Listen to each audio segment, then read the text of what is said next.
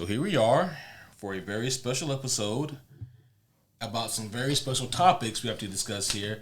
And I love how at the top of the podcast, my new co-host, by the way, who's been doing an excellent job, his phone goes off. I know. Like, we just talked about Literally. We were both like, let's check our phones. And my ADHD ass couldn't get my phone out of my pocket before another idea swept me away. Well, we were talking about so many things, like we were just bullshitting about. Hey guys, how's it going, by the way? We were just like, hey, what's this?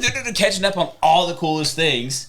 And I just got my 6-month review, and I got a good score on it, so now...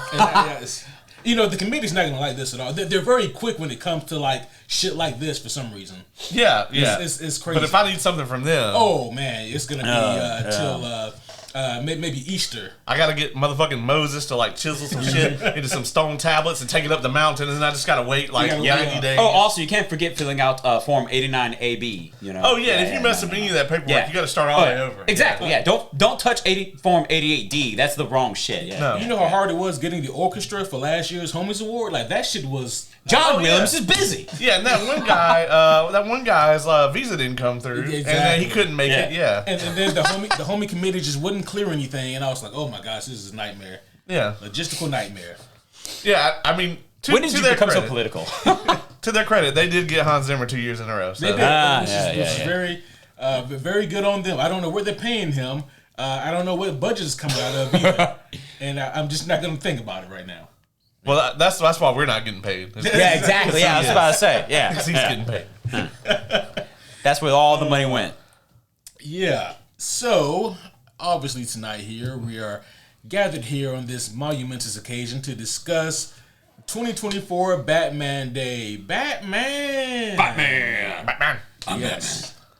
And for this year's Batman Day, we decided that we were going to talk about The Dark Knight Returns. So whether you've seen the animated movie or you've read the comic book, whichever, we got you covered. Bada bing, bada boom. How many episodes in are we right now? Zoom in on that. There you go. This has got to be on the main podcast. I'll say about 520, somewhere around there. Mm-hmm. Yeah, because I know the Mistborn review was 500. Yeah, and so that's been a few months ago. So. Mm-hmm. It's insane to me that we went over 500 episodes without talking about this specific piece of work. I mean, not specifically reviewing it. We've talked about it a bit. I was about to say, yeah, we've talked about it. You know, we've talked around it a bunch of times. Yeah. Didn't we review the animated movie when it came out? No, we didn't. What? That was pre-podcast. Really? That movie's actually quite old. The movie's pre-podcast. Yeah. Isn't it like 2012, 2013? Well, around there. I think part 1 in 2012 and part 2 in 2013. I knew it was pre-podcast, but I thought for sure that we said, oh, we should review that shit. That's an easy episode. Yeah, let's do that. We love that. Nope. I guess not. Wow. Yeah. Because that's a crime. Yeah, we probably... I mean, if it had come out while the show was going, we probably would have reviewed it like immediately, you know? Right. Like, we would have done part 1 when it came out and part 2 when it came out. But, 2 week special, And, you know, you have to think, like, it's, man, when the podcast came out, it was easy for older things to get lost because we reviewed the entire MCU, movie by movie, and then we had Black Panther, and then we had, like, Infinity War, and then we had the movies in between, and then we had Endgame, and then we had new things that were coming out, and so... Yeah. And then whatever the DCEU had at the time, whatever, and so it was just the timing factor, I suppose. Yeah. But it is weird to look back and realize that, wow, all these years, all these episodes, we've never really sat down and reviewed strictly The Dark Knight Returns. It's one of those things where, like, it's just known that this story is the shit. You know? Well, we did Dark Knight Rises, right? That's like 15% this. That's right. And then we did Batman vs. Superman. That's like another 10% this. Yeah. So we reviewed around 25%. We got like 25 to 30%. You know? Yeah. And I'm pretty sure, like, we both talked about it in, like, episodes focusing on graphic novels as a collection and then just talking about, like, preferred graphic novels, favorites, memorable moments, or something around that verbiage. Yeah. Something. Yeah. But I guess... we never really gave it the appropriate spotlight it deserves. That's true. So that's... We'll point out Big Damn Sin City. We'd be like, yeah, Frank Miller wrote this cool shit one time. One time. Yeah, you know, actually, you know, quite a few times. Yeah, exactly. All-Star Batman and Robin not being among repeated those successes. We don't have to talk about that one. Dark Knight Strikes Again, though. That's what we're here to talk about. Your favorite. Nah, fuck that shit. I'm gonna go ahead and rabbit hole this early. This is not really worth a bear with me here. I'm not gonna use my one on that. Good. But I was reading on that today because I went down the rabbit hole because I knew it was gonna come up tonight, and you didn't even make it fucking 6 minutes. I fucking hate Strikes Again. But anyway, when part 1 and 2 of that came out, it was like right around September 11th. And Frank Miller actually lived like 3 miles from Ground Zero. Wow. Which a lot of people think that event really fucked with him because part 3 is like way off the rails from part 1 and 2. Like when they released it in parts before the Omni. Oh, you mean like Strikes Again in particular? Yeah. And basically everything after that is just completely off the rails that Frank Miller came out with. And that's also when he got like considerably more xenophobic and et cetera as well. Yeah, allegedly. A lot of that xenophobic shit people took out of context. Like, like he was accused of some shit, and they went back and looked at like some old work of his and tried to poke holes in it as like, oh look, bigotry here, blah blah blah, stuff like that, or what? Yeah, it was along those lines, and they tried the same thing with Claremont. Of all people, yeah, right. And it's like, but it is one thing that I do have to agree with though is that like something did happen with Frank Miller, and it happens with almost every comic book writer who's worth their shit, and that is like they just hit like this weird lull in their writing career. It's like they've expended all their good juices, and now it's just dried up. But the comic knock on Frank Miller, and I forget who said this, but I have to give them credit for whoever said it. But once he started writing Sin City, he never stopped. And that was very fitting and very poetic because Sin City is often considered his magnum opus. Everything about that story he created, he drew it, he thought of it. It's all his. And Sin City is phenomenal. But maybe it was a little too good because he could never really get out of that mindset. And so, Caleb, you mentioned All-Star Batman and Robin, and man, that is also up here on the shelf. Mm-hmm. And, to DC's credit, right, All-Star Batman and Robin sounds like a home run. So we want to do this new Batman story that is separate from the canon, so the writer can do whatever they want, and we're going to get Frank Miller. He's agreed to write this.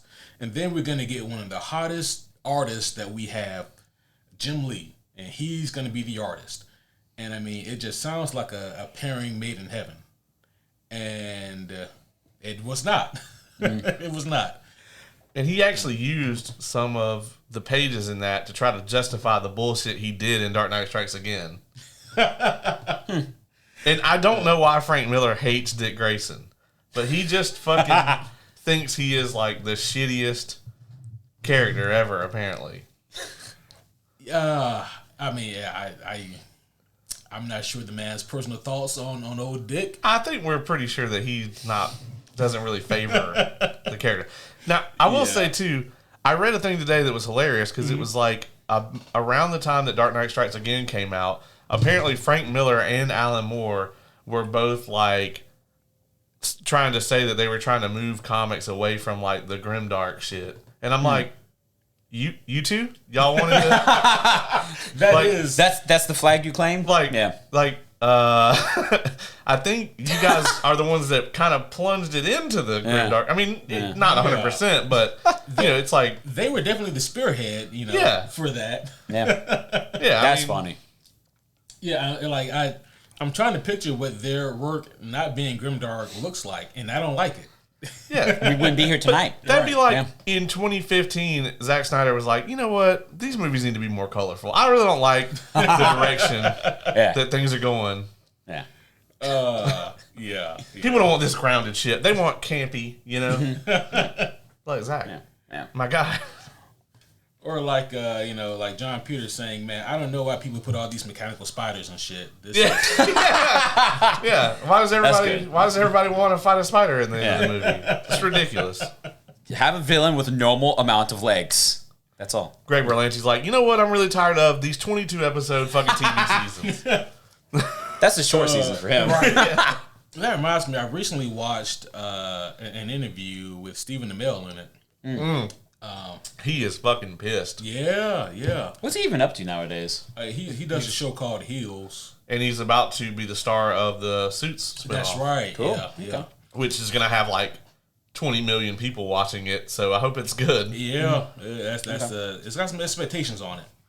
But yeah, he's upset because during the interview, the interviewer, what's his name? Chris Van Vliet? Van Vliet, something like I think it's Van Vliet. It just sounds to me like if you had a stroke. Right. Yeah. He has a very good podcast. I thoroughly enjoy it.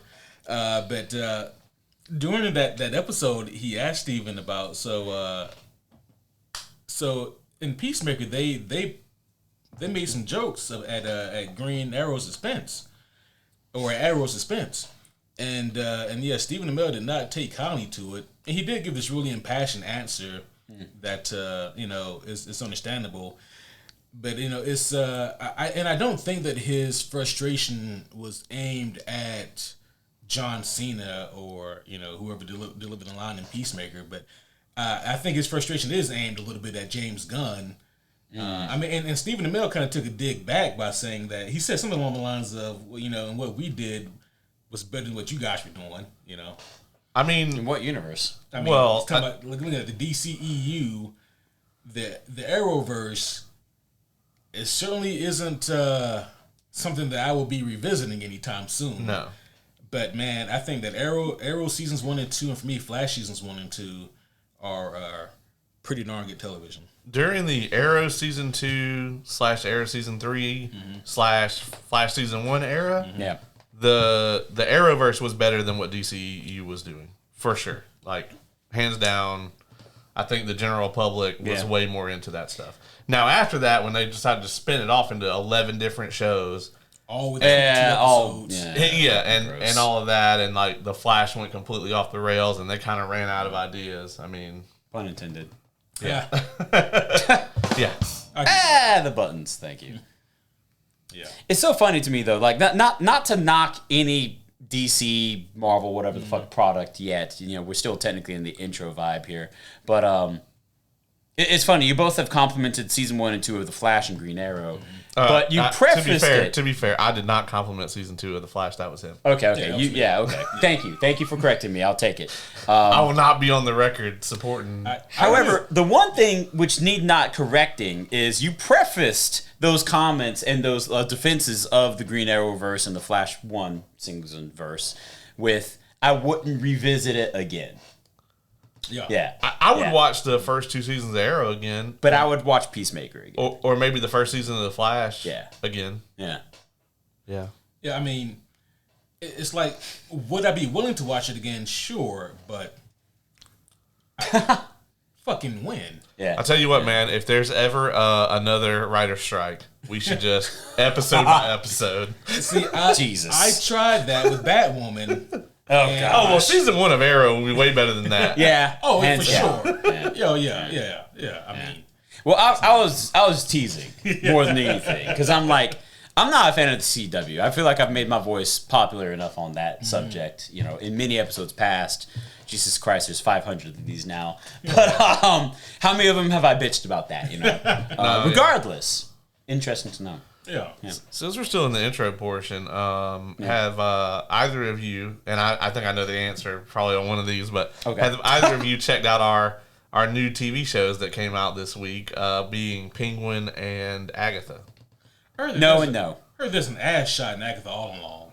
I heard that too. I actually am hearing that I haven't seen it yet, but I'm actually hearing that it's pretty good. Like the show or the ass shot? No, the show. That's what I was wondering. It's like, this must be some pretty good ass. Whose ass is it? Do you know? It's Agatha's. Oh, okay.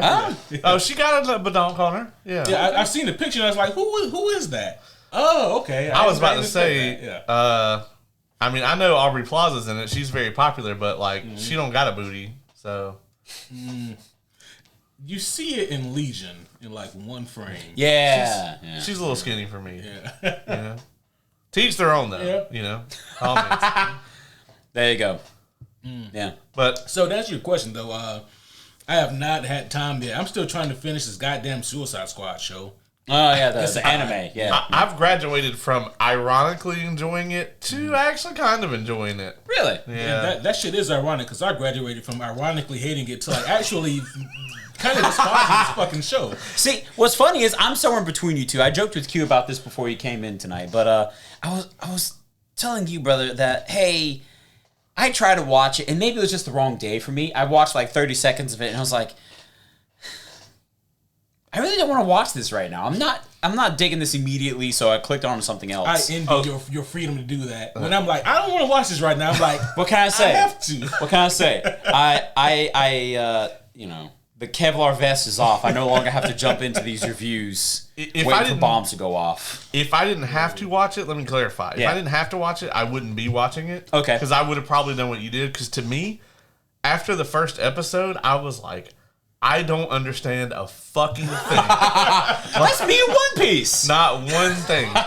Yeah. I won't even try to watch the One Piece anime. I watched the Netflix show. no. I enjoy the Netflix show. Okay. But yeah, I like first episode of Suicide Squad Isekai. I was like, what in the blue fuck is happening?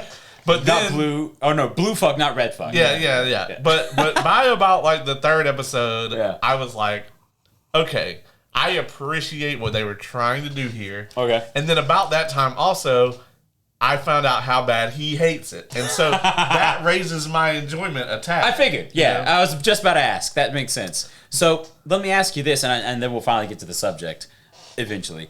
I asked Q, is it like taking itself too seriously? Is it like taking itself seriously but also trying to mix in that James Gunn Suicide Squad energy? Or is it trying too hard to replicate James Gunn energy? It is definitely not taking itself too seriously. Okay, cool. So you said something very similar. So that's good to know. Thing, yeah. Yeah, exactly. I don't necessarily think it's trying to ape James Gunn. I do think that there are elements in it that are like just super prevalent in every Suicide Squad thing. And I kind of am starting to hate that shit. You know? Like, there's the moment where they all think that Waller is, like, with them, and then she threatens to blow them all up. And I'm like, this happens every goddamn time. Like, you know. Yeah. It's getting a little tropey at this point. Yeah, I get that. I think I would have liked this show. I mean, I think I'm 6 or 7 episodes in, somewhere around there. See, Sure. I think I thought 5, 6, and I think... No. I thought... Yeah, 5, 6, and 7 I thought were, like, fantastic. the Suicide Squad. Yeah. Okay. Yeah, where they fight the Thinker and all that. Yeah, and there's a dragon that they fight before that. Yeah, I seen all that With the frying pan. Yeah. with the giant fucking walk frying pan. Yeah. So I guess my thing is like, Why does that feel like as- cultural appropriation? as an anime, if it was like its own thing, I would be like, yeah, this is a fine anime. But as a Suicide Squad product, I do not see the value in this. But yeah, we have that review coming up later on, so you guys can look forward to hearing my my positive raving review. I know that the Harley and Katana fight pissed you the fuck off. I was like, this shouldn't be a fucking fight. It should not be a fight. I was literally watching Yeah, that. Katana should have won that shit. Yeah. Yeah, that's my thought. Yeah, it was. They had a sword fight. Like, yeah. I was Harley sitting gonna there- do? I was sitting there watching it, and I was like, "Oh, Ace is gonna be so mad." And I was like, "And I should also be mad, but I'm not." I was sitting on my couch looking around like there was other people like, are y'all seeing this shit? Like Harley Quinn versus Katana. I gotta watch the fight now. I'm curious because it's like, Wow. it makes sense. Katana's the only one between those two who's gonna be prevalent with a sword to kick ass. It's so ironic because like I think maybe for part of the cold open on the last episode that Caleb and I did, I spoke about how Harley Quinn, she's devolved into just being DC's version of Deadpool, except at least Deadpool is a trained assassin. Yeah. She's a fucking psychiatrist. And Who was a gymnast in school apparently. and I'm like, where does her plot armor come from? Deadpool has a fucking healing factor and fourth wall breaking shenanigans and all that, and like even Deadpool had to take in in segments. I can't do a whole lot of Deadpool in one go. Yeah, that's fair. Like medicine. Yeah. Yeah. It's like Harley Quinn has plot armor, and I'm not sure if I'm coining this term. I think someone's more clever than I came up with it prior to this, but plot weaponry or plot skill set, really. Yeah, because it's like, oh, I need her to be a ninja badass here, or I need her to be a demolitions expert here, right? You know. Oh yeah, the Mary Sue effect. That Ray Palpatine shit. Oh. Where she's like the best fighter, the best pilot, the best ship engineer, the best navigator. Yeah. You know. But only when you need it, though. Yeah. It makes me very happy to hear you say that. Yeah. Fuck that bitch. That's going to be a fun movie to review, too. Wait, oh my god. The Ray Palpatine movie. Yeah, like... What? She's getting her own movie. She's getting her own movie. Why? Who knows? Is it Daisy? What's her face? Oh, yeah. Why? Yeah, Daisy, I've never been in anything worth a fuck, really. Oh, fuck. Damn.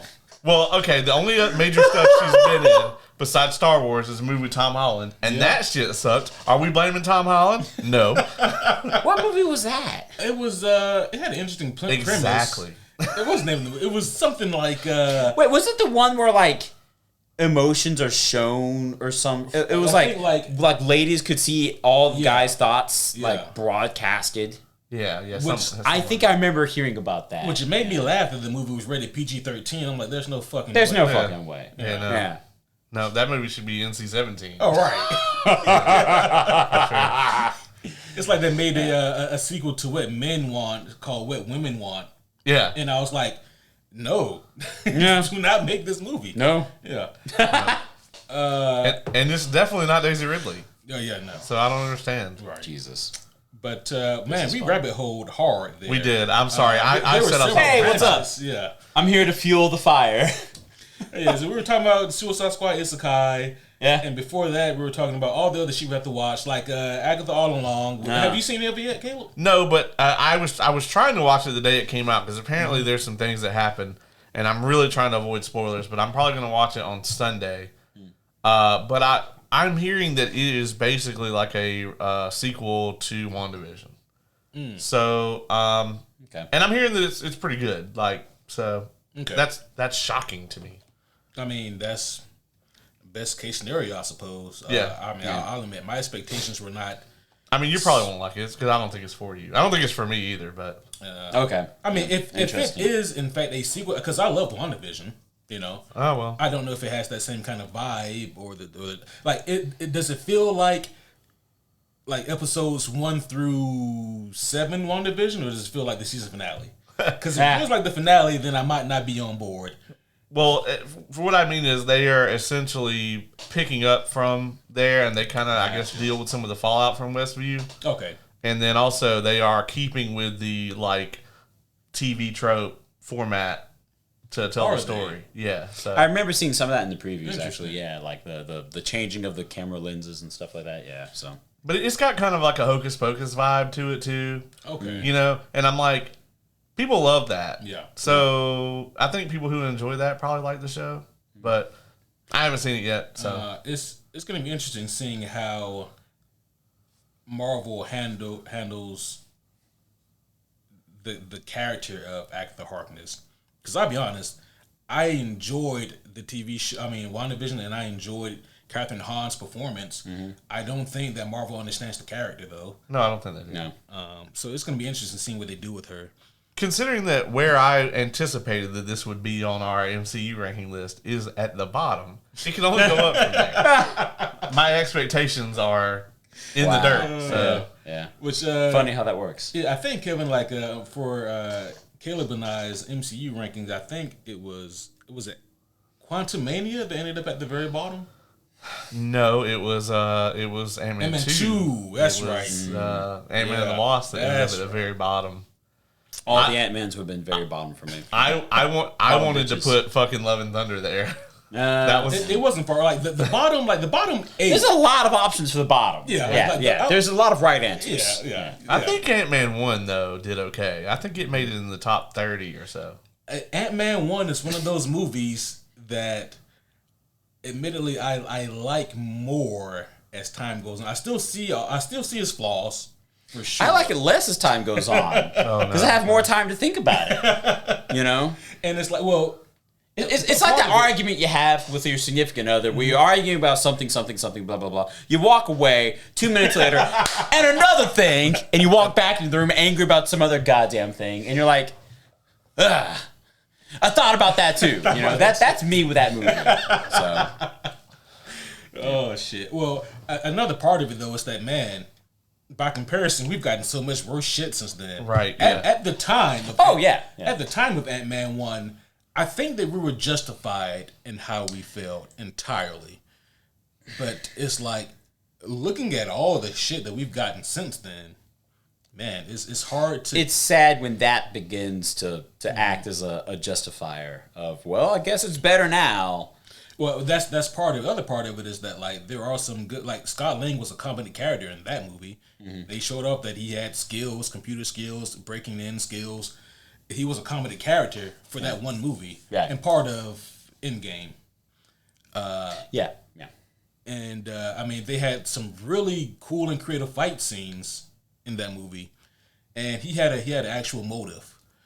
I mean, Ant-Man's best stuff is in other movies. Like, oh, yeah. It's Civil War and Endgame is all his best stuff.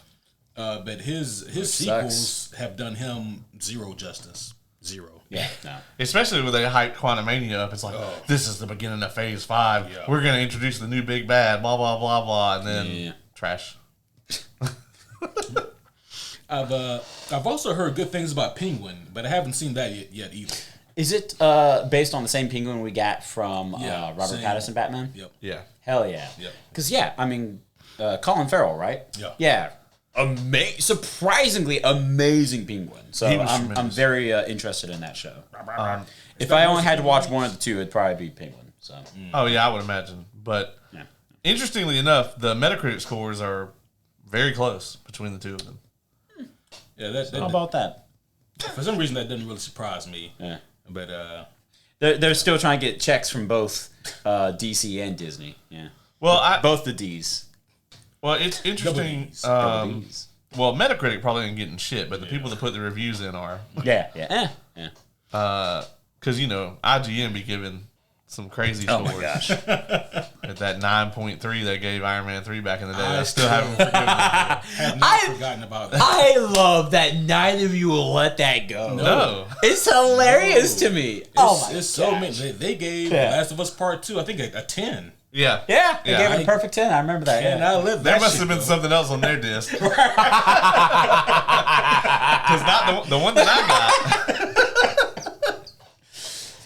Okay. How far down this rabbit hole are we now, brother? I think we're done. I don't know, bro. I could keep digging. Their disc must have been a copy of that Sinbad Shazam movie that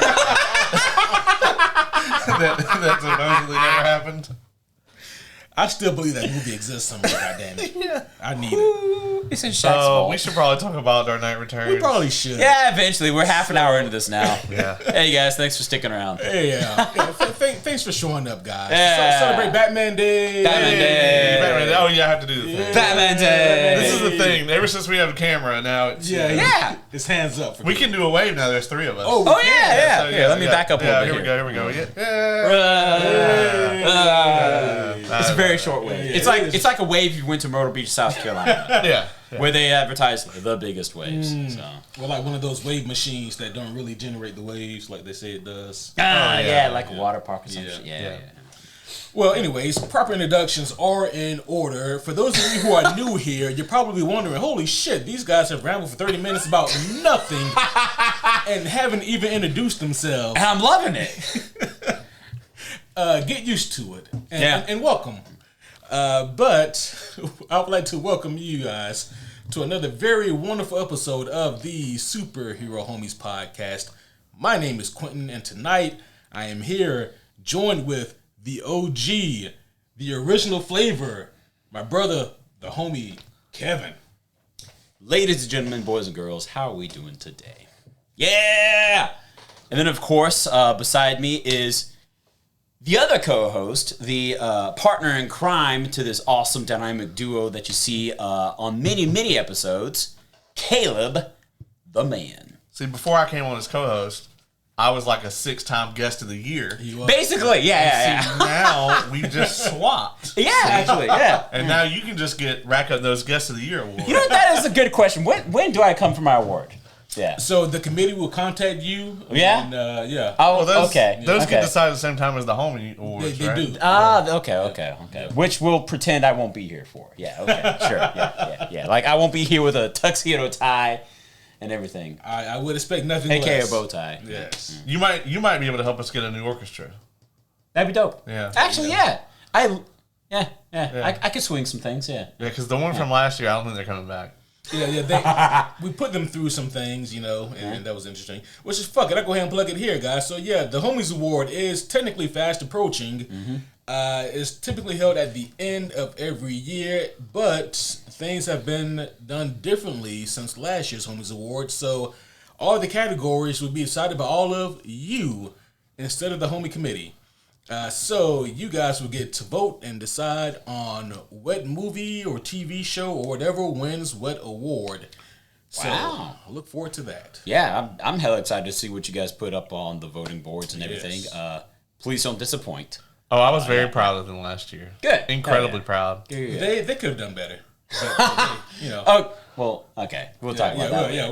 We got out of the rabbit hole, kind of. You guys did a great job. Don't let. I believe that you guys can do much better because I've seen what you guys can do before. Just give X-Men 97 everything it's up for, and we'll be fine. Okay, you know what? See, that I'm not mad at. Yeah, I was about to say, like, actually, that's a good idea. Yeah. That actually makes I lean that vote. Yeah. Okay. My gosh, so Well- good. So good. Well, X-Men 97 sure is excellence, but what is also excellence is tonight's discussion. This big-ass blue and black Bible right here. Absolute, well, skip that. Just Dark Knight Returns in general. Well, is that like the just Dark Knight Returns, or is there more in there? They've also put Strikes Again in here, which is why it's so big. Okay. I was wondering because I'm like, Right. this is original size here. There's Two Machine. There you go. And I'm like, there's a lot more in that. Yeah. Jesus Christ. How does that So translate? this one actually is what you want. What the fuck did I just open up to? What the okay. fuck? Yeah. Wow. Okay. Anyways. Strikes Again. Yeah. So, Yeah, we are here to discuss one of the most prolific and iconic Batman. Scratch that. One of the most prolific and iconic comic books of all time. The Dark Knight Returns came out back in 1986, and ever since then it has been talked about, read, and referenced frequently. And you can tell that DC really has a high seller on their hands when they do one of the following or several of the following. When they A, constantly keep the book in print, B, constantly make new and different prints of the book, C, make an animated movie after it, and D, always have it on the lips of the readers. They do all of those constantly for The Dark Knight Returns. Yeah.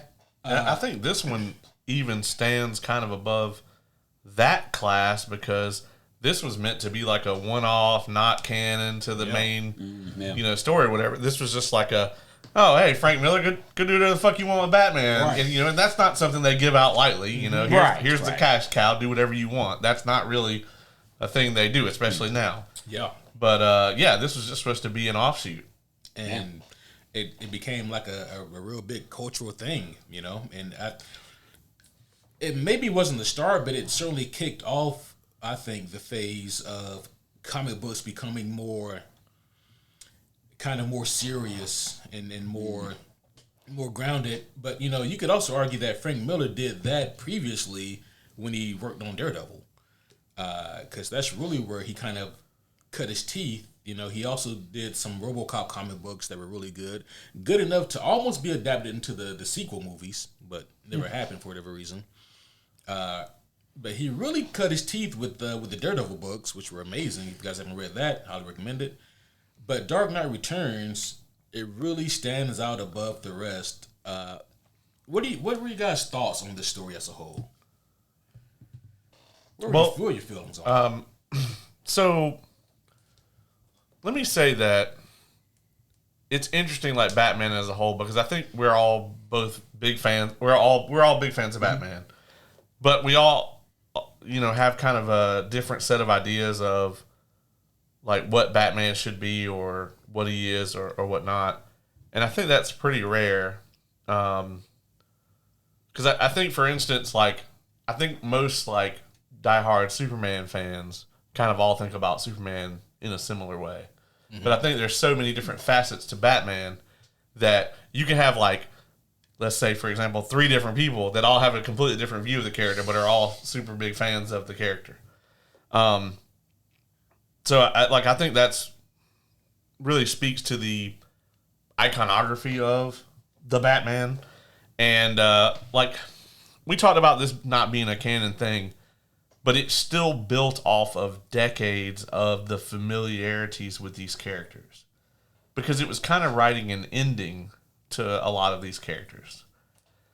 And a lot of those endings were tremendous. For some reason, we just kind of felt like we should keep going after that. But just this work as a whole, though, like if this is how Batman's story had ended, it's hard for me to imagine a better one. Yeah, that's actually really well put. I think, Kevin, you were talking about something like that earlier, weren't you? Yeah, it's actually just about to open and share it up now that we're recording. But while Q and I were kind of like doing our homework for tonight's episode, I was kind of sharing a thought. I first read The Dark Knight Returns whenever you and I began living together. And whenever we were just about to start the podcast and everything, and I was going through this awesome library I found where all the books could be rented, without giving a library card, without paying any fees, no memberships or anything. I just had the best library access all the time. You might know about it, actually. You kept buying the books. And if you're on the video, you see it. Yeah, exactly. Like the library. Yeah. All these books were, free to access. But yeah, no, I think it might have actually been this exact one where I was like just fingering through and like, oh, let me start this over from the top, and read it all. And now, years later, it's still a story revered by many and all, including myself, obviously. But also, it's something where, I guess, as my thoughts and my maturity develops, I've come to realize that this is the best story. And frankly, probably one of the only ones that could tackle Old Man Batman, to borrow a common trope from Marvel now, in the best way. Like, there's been no other story that has tackled Batman as an aged figure nearly as well. At this point, we get Batman, and like you were talking about as well, all his characters and all the others that make the Batman universe what it is.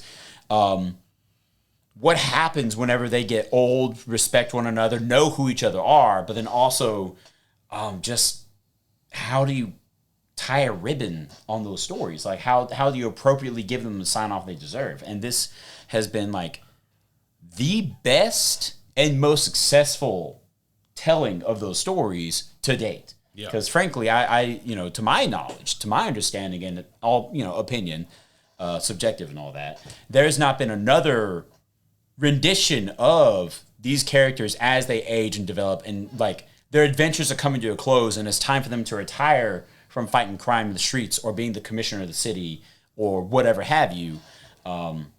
There's been no other successful telling of those stories. Yeah, I think the DCEU tried, right? Like they really tried to do something in the vein of this book. But as we have talked about before, and we have brought up the Dark Knight Returns in relation to this, like, this story built on decades of public knowledge, right? And you said this came out in 86 originally? Yeah. 86. So you got to think, there is no Batman 89 yet. Batman as a cinema megastar did not exist yet. Yeah. So it came from decades of people who had knowledge mainly of the comics. It even came out before the animated series. So you would have had to know about the comics, because none of the stuff you were going to see in, like, Adam West Batman was going to mean a fucking thing to any of this. Yeah. Or what's the one that's even older than that? Like the black and the white old ones? black and white one. Oh my god, I loved those when I was a kid, though. Oh, those were creepy, man. Like, Yeah. I'll scare the shit out of me. Yeah. I used to have those. Yeah. Really? Wow. Yeah. I didn't know that. Yeah, I had those on VHS or whatever. You just run around and Yeah. There were a lot of trains. Oh yeah. It kind of looked like they filmed them all on just like a old western set, Yeah. you know. That's dope. Probably. Wow. They probably did, yeah. Yeah. They probably did some of it in some of those spaghetti westerns or whatever. Oh, for sure. It was cheap to They make. were cheap. Yeah. Makes sense, yeah. Yeah. But yeah, I mean, so you would have had to have had knowledge of the comics in order to process and really understand this story.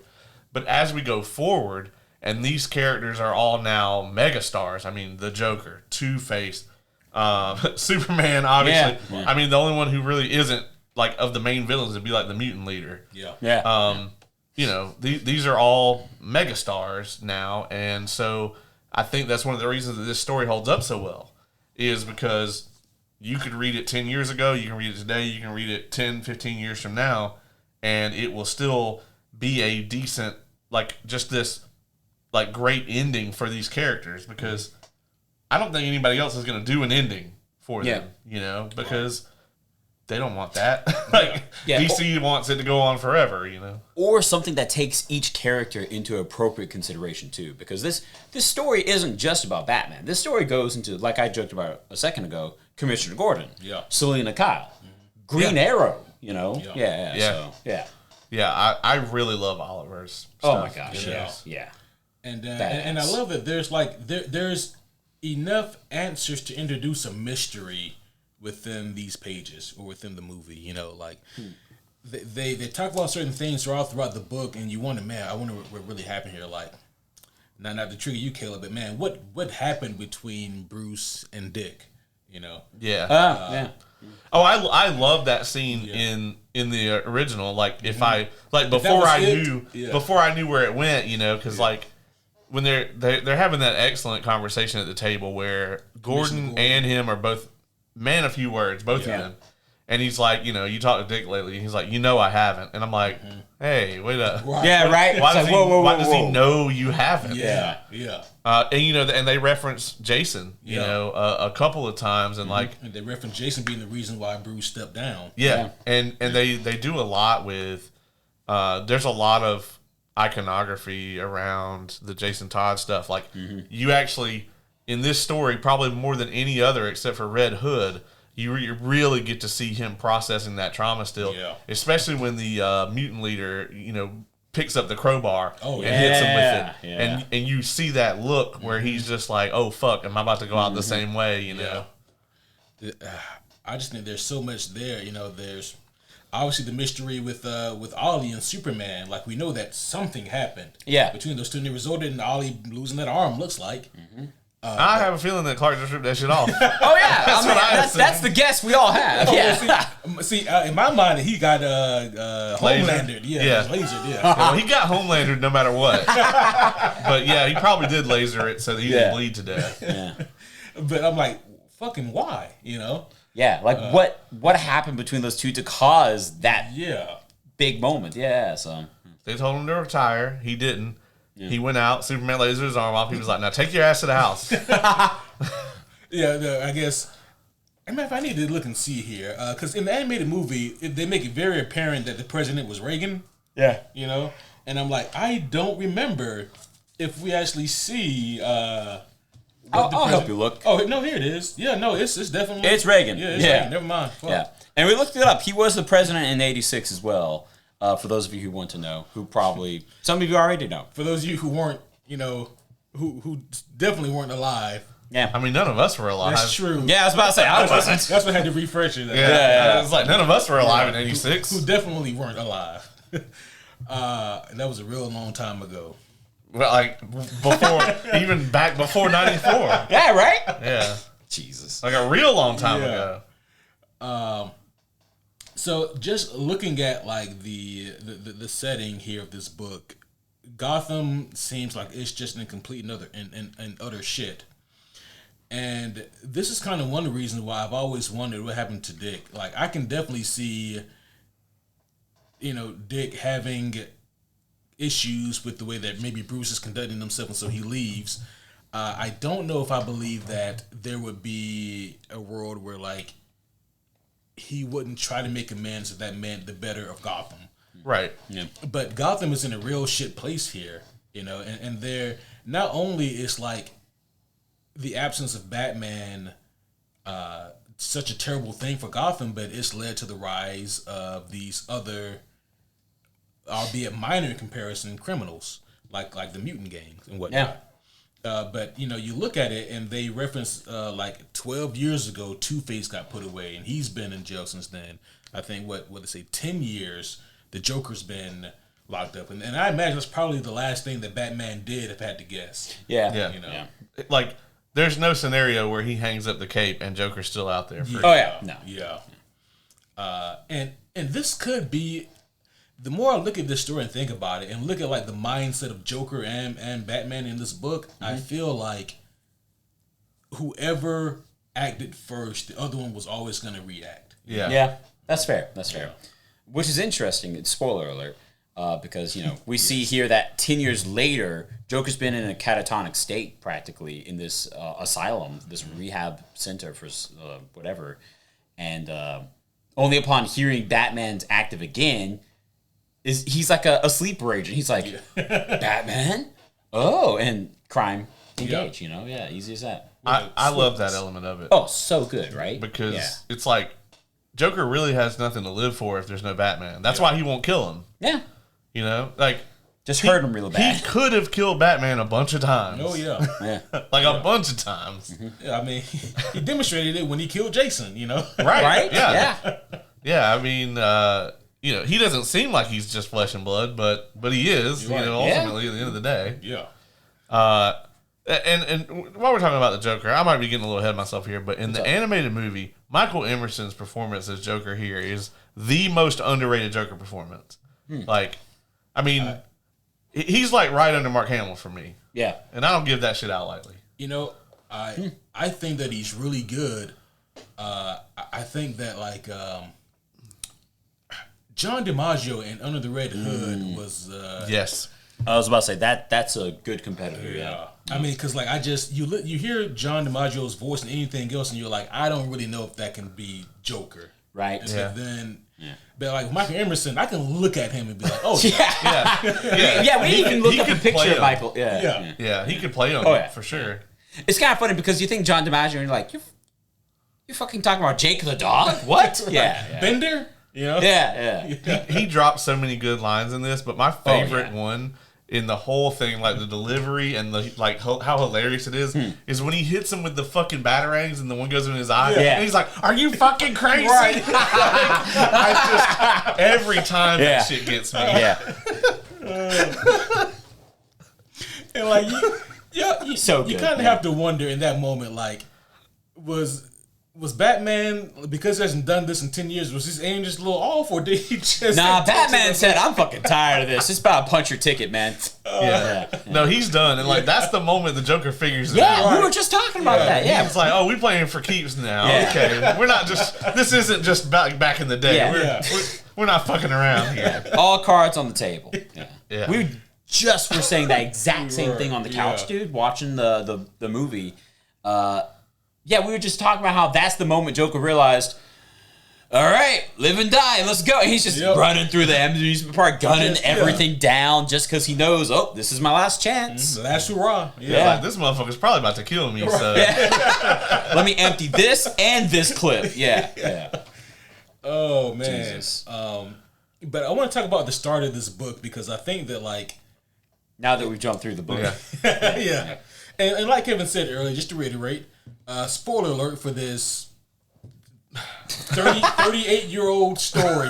Now that we're like 48 minutes into this. Arguably only 18, really, because it took us 30 to get started. That's true. Yeah, exactly.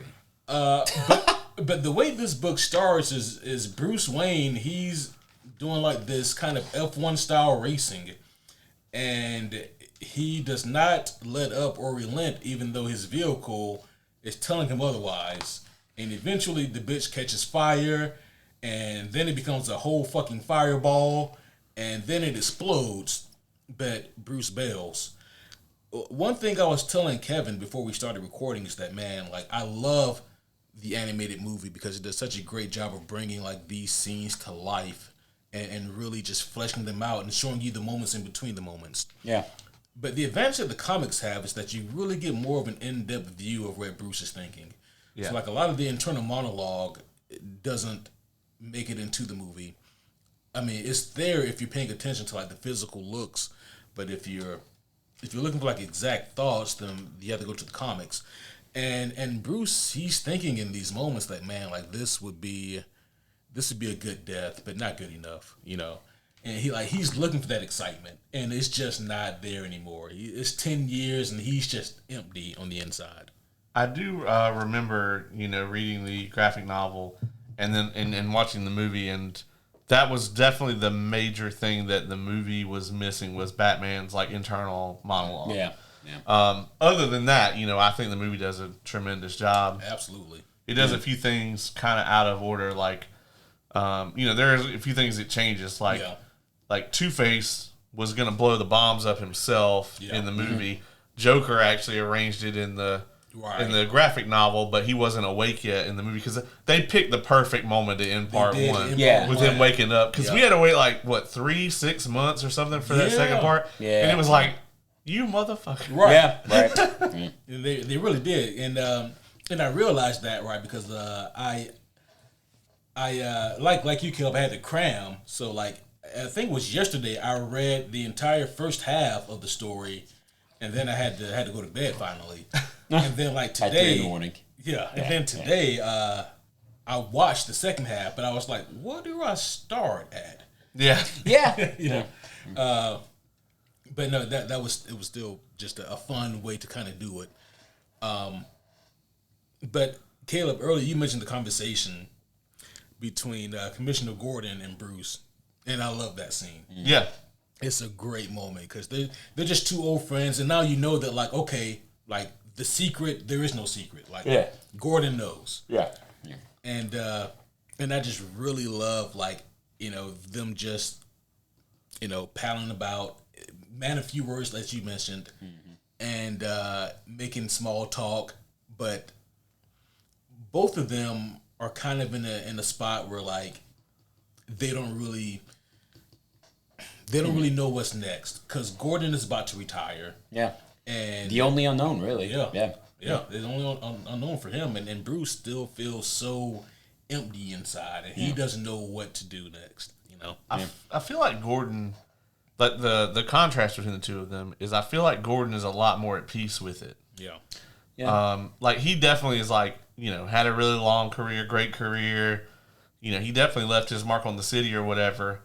But I think the contrast with him and Bruce is like, we've talked about this at length. Like Bruce Wayne is the mask. Like he is Batman. Yeah. How long can he go around pretending that he's just Bruce Wayne? Right. 10 years in, he's just feels empty. Yeah. Whereas Gordon, I think, is a lot more at peace with everything, like with what he's done. Well, also, I mean, you gotta think too, like Gordon throughout the years, like there was a time whenever like his marriage was on the rocks because of his job and because of his dedication to it. And then here in the graphic novel and in the movie, we see that like, hey, I'm retiring. I'm done. Here's this new commissioner. I'm going home. He's got a good home life with Sarah. They're empty nesters. They can enjoy like being together finally and let the city be. Yeah. Except Gordon's a great man. So, yeah. And I think that's kind of like his. Maybe regret isn't the wrong word, but it's a close word, close enough. His resolve, maybe. Yeah, it's that the fact that he's stepping down, knowing that there's this mutant threat, and not like this, for the X-Men kind of mutant threat, but like the the gang. Gordon is just a bigot against mutants. Right. He's just like, screw Xavier. Smokes a cigar. He goes to Marvel, becomes J. Jonah Jameson.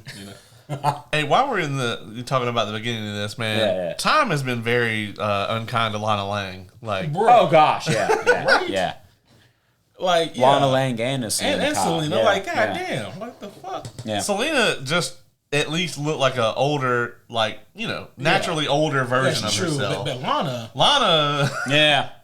Lana looks like she ate at McDonald's for every meal between 1975 and whenever this is supposed to take place. Hey man, we don't speak bad about Lana in this, all right? She's a Batman supporter, Yeah, that's true. That's true. She's staunch Batman supporter.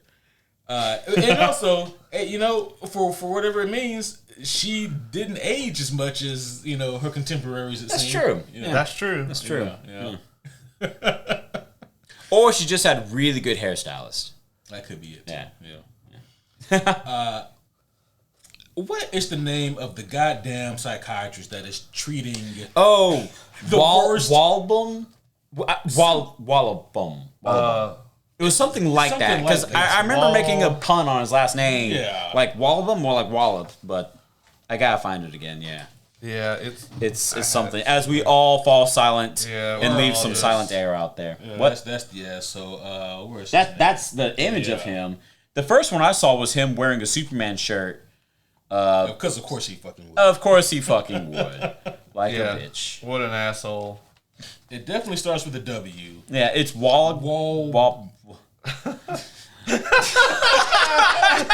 Fuck is this guy's name? Now we don't need to. I know, right? Frank Miller, right there. Now we don't ever need to. It's Yeah, what you got? Hold on. It's, Okay. But Walper. Walper? Yeah,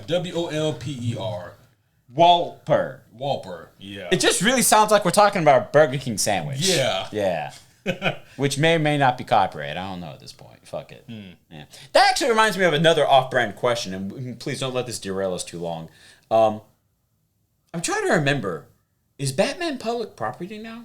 Not yet. Not yet. Close. Okay. Close. Okay. Thank you. Because I knew the Big Mouse is public property now. I think will it be either in 2029 or 2039 Batman becomes 2039 becomes public domain.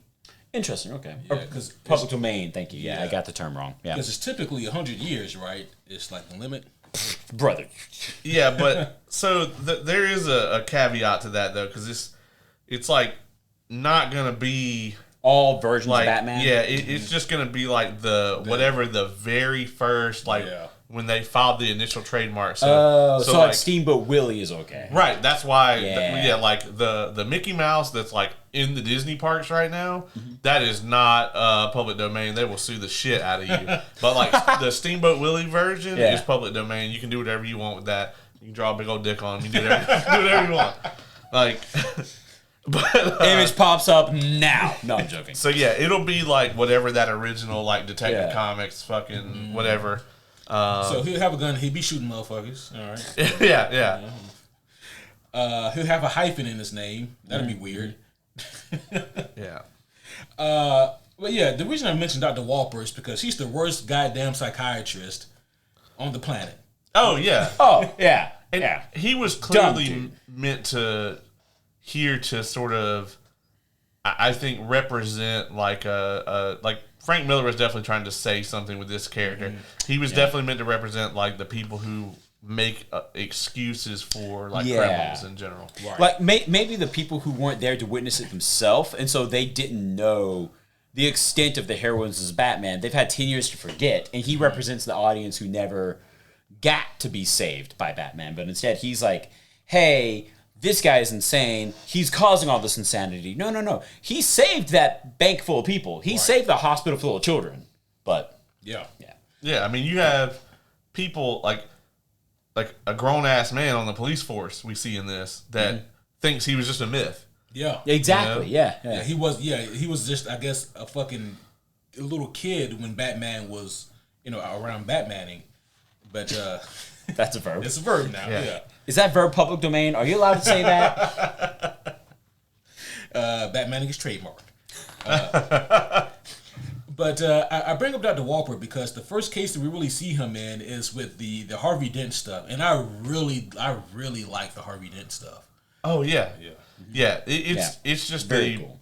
most incredible like Harvey Dent kind of way to wrap his character up. The whole thing with them like fixing his face, like oh gosh, it's gold. Awesome. that moment where he looks in the mirror and like both sides of his face are fucked up. Yeah, it's that moment right there, man, that I really dig, and I think with that's also one of the reasons why Bruce comes out of retirement. One excuse he uses to come out of retirement is because he apparently has been funding a lot of Harvey's progress or development. Yeah, and so he really wants Harvey to be better. He wants the old Harvey Dent back. Right. Whereas Commissioner Gordon, he's a little bit more pessimistic.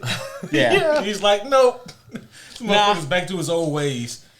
And it's interesting to see that, right? How Bruce is the optimistic one here. This is no longer the heroes that the city deserves. We're okay. Yeah. Well, and that's another thing too that we mentioned earlier, that this story just becomes more relevant over time. Mm-hmm. If you were to watch The Dark Knight, and then immediately watch this, you could completely see like that evolution there, where like this was like Bruce's hope that the city could become something more without him, right? And then that went to shit, and so like you could almost see this as a sequel to Dark Knight, where Bruce never gave up on him, well until this moment, he's like, all right, well, God damn it, I'm too old for this shit. But it's interesting, right? Because they do some reconstructive surgery on Harvey's face and to make his face whole again. Yeah. And he presents like he's completely quote unquote fixed. Right. Yeah. Like he's whole again. And because he was two different, but now he's whole. No, we got it. Yeah, I was about to say the joke's hilarious when you explain it. Yeah. Thank you. Goddamn. But the other thing about Bruce and him coming out of retirement though is that like he gets to notice that so Harvey, he fucking fled the scene. He's out of here. Yeah. And they don't know where the fuck he is. There's these mutant gang leaders out there, and Bruce goes to revisit Crime Alley, just because that's what Bruce Wayne does on his spare time. Right. And he's reliving the moment again, of course, where his parents got shot, and he almost gets mugged by these two mutants. I say almost; they didn't stand a chance. Oh yeah. He kind of reveled in that moment too. Before we get too far into it, in the animated movie, they chose Peter Weller to play like the older Bruce. Yeah. What'd you guys think of his performance here? Loved it. Yeah. I mean, he's RoboCop. You gotta love it. Yeah. Yeah, I thought he was tremendous. I think he has that gravitas to him, Yeah, the way he delivers some of these lines are just incredible. Oh, yeah. It definitely had the magnetism to draw you in, to make you want to hear every word. Yeah. Man, I was telling Kevin this too. I was like, I can only hope to look like that at age 55. Yeah. I mean, god damn, what a fucking unit. Yeah. I mean, there's definitely elements of the of Frank Miller's like machismo stuff in this, where Batman is just this huge motherfucker. Right. Even the bat on the suit is like you can almost see little the fat bat muscles in that shit. Yeah. That's been great though. This is just a nothing burger, I'm sure, but with Harvey Dent, he gets the reconstructive surgery, and he goes on TV or whatever, and people think that he's good, but he's not, and he flees and he goes back to his old gang, and when he goes back to his old gang, he has the bandage wrapped around his face. Yeah. It looks a lot like Hush, right? Yeah. Oh yeah. Hands down. Or I should say, Hush looks a lot like Harvey Dent from this book. Yeah, right. Yeah. Yeah, because this would predate it. Yeah. My two favorite Batman books. Right. Yeah. And they're like 20 years apart. Yeah. But so I just thought that was always interesting. Like, I don't know if that was always intentional or what, but it's just a very distinctive look, to say the least. I mean, because like they weren't doing a nod, right? I mean, like we said, it didn't exist yet, so couldn't have been. So I mean, at least the basis of it, like they had to have looked at this book and somebody, something went off, like, oh, hey, this is a cool looking character. Yeah. Right. So Bruce does eventually. He decides, I'm gonna come back and I'm gonna kick ass. This is a moment that is so incredible in both the book and the animated movie, and they do such a good job because you just see like these random crimes happening across the city, and Batman he's coming to stop them. Also, a bat breaks through his window a second goddamn time. Right. So, but here's the thing though. Here's where it gets interesting. To my knowledge, the first time that happened was in Batman Year One, which was also written by Frank Miller, but that was written after Dark Knight Returns. So Miller, he made it its own prophecy. He did. Yeah. That's pretty great. Yeah. I don't know where Frank has about flying rodents flying into windows. But it's a sign. I've always thought, but what if like the bat just like and then just slides down, Which is way more realistic. Let's be honest. It's not a large creature. Yeah. Not to mention, I mean, it's Bruce Wayne. He's gonna have tempered glass in his That's windows. true. But he's not Batman yet, right? Oh, that's true. Well, no. It happened first here. I mean, where he's been. You're right. He had to get bulletproof glass for that bitch. That's true. That bat was like, "Fuck this shit." Right. Yeah. He's like, "I need a glass that will stop bullets, but not bats." Me. Yeah. just imagine the pressure like of being that bat. Like, hey man, like you're the bat. Like, you're the one some of those are bulletproof. Some of those are sugar glass. Good luck. Yeah. You're gonna be the one to inspire Batman. All right. So you got to get this shit right, and he just fucking smacks the glass like, oh fuck. He wasn't even awake or in the room at that time. He was just like across the house eating a sandwich. You just see Alfred outside. He's just sweeping up the bat. A director pops in and we're cut. Can we get another bat, please? Somebody's gonna have to write a letter to Peter. We have to explain this shit. We're gonna explain this shit again. God damn it! What we make this glass out of again? It's not soft enough. Oh, that's great. At all. So we get the first scene of Carrie, Carrie Kelly. Yep. And she's with her doofy looking friend whose name Michelle. Yeah. I'm sorry, Michelle. I didn't mean to call you doofy looking. That was me. Michelle, who never shows up again in any DC anything. Yeah. They're going to the carnival, and but that's not the place to be right now because there's a storm on the way, and I just realized that was fucking symbolic as hell. Just now? This particular storm in this moment, yes. I was like, okay, that shit, yeah. Wow. Well, now that you called her doofy looking, I hope they come out with Absolute Michelle. That's like the next book.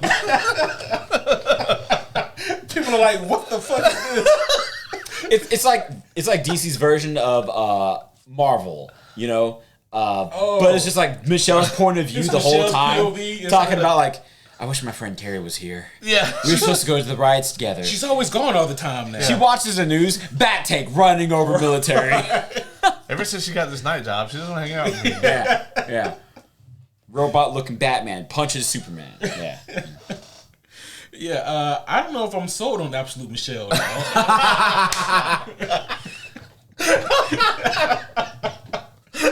The ending will be really good, I promise. It'll be a great ending. I really think we should maybe, I don't know, get a Carrie Kelly book. Yeah, I agree. And she can be in it, I guess. We can throw Michelle in. It would be cool to have a Carrie book. Yeah, I think the closest thing we're probably going to get is Dark Knight Strikes Again.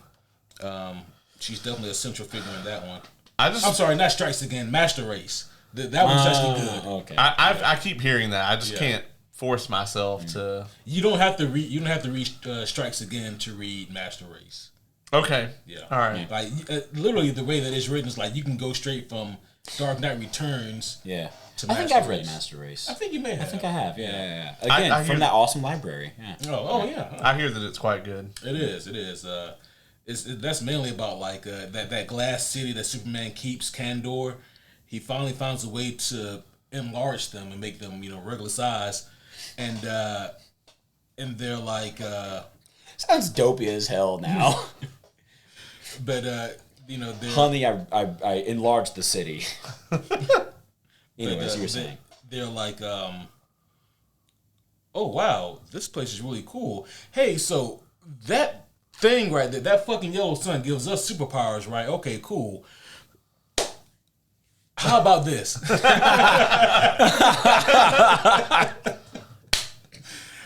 We're the master race here, and fuck all you hoes. How about that?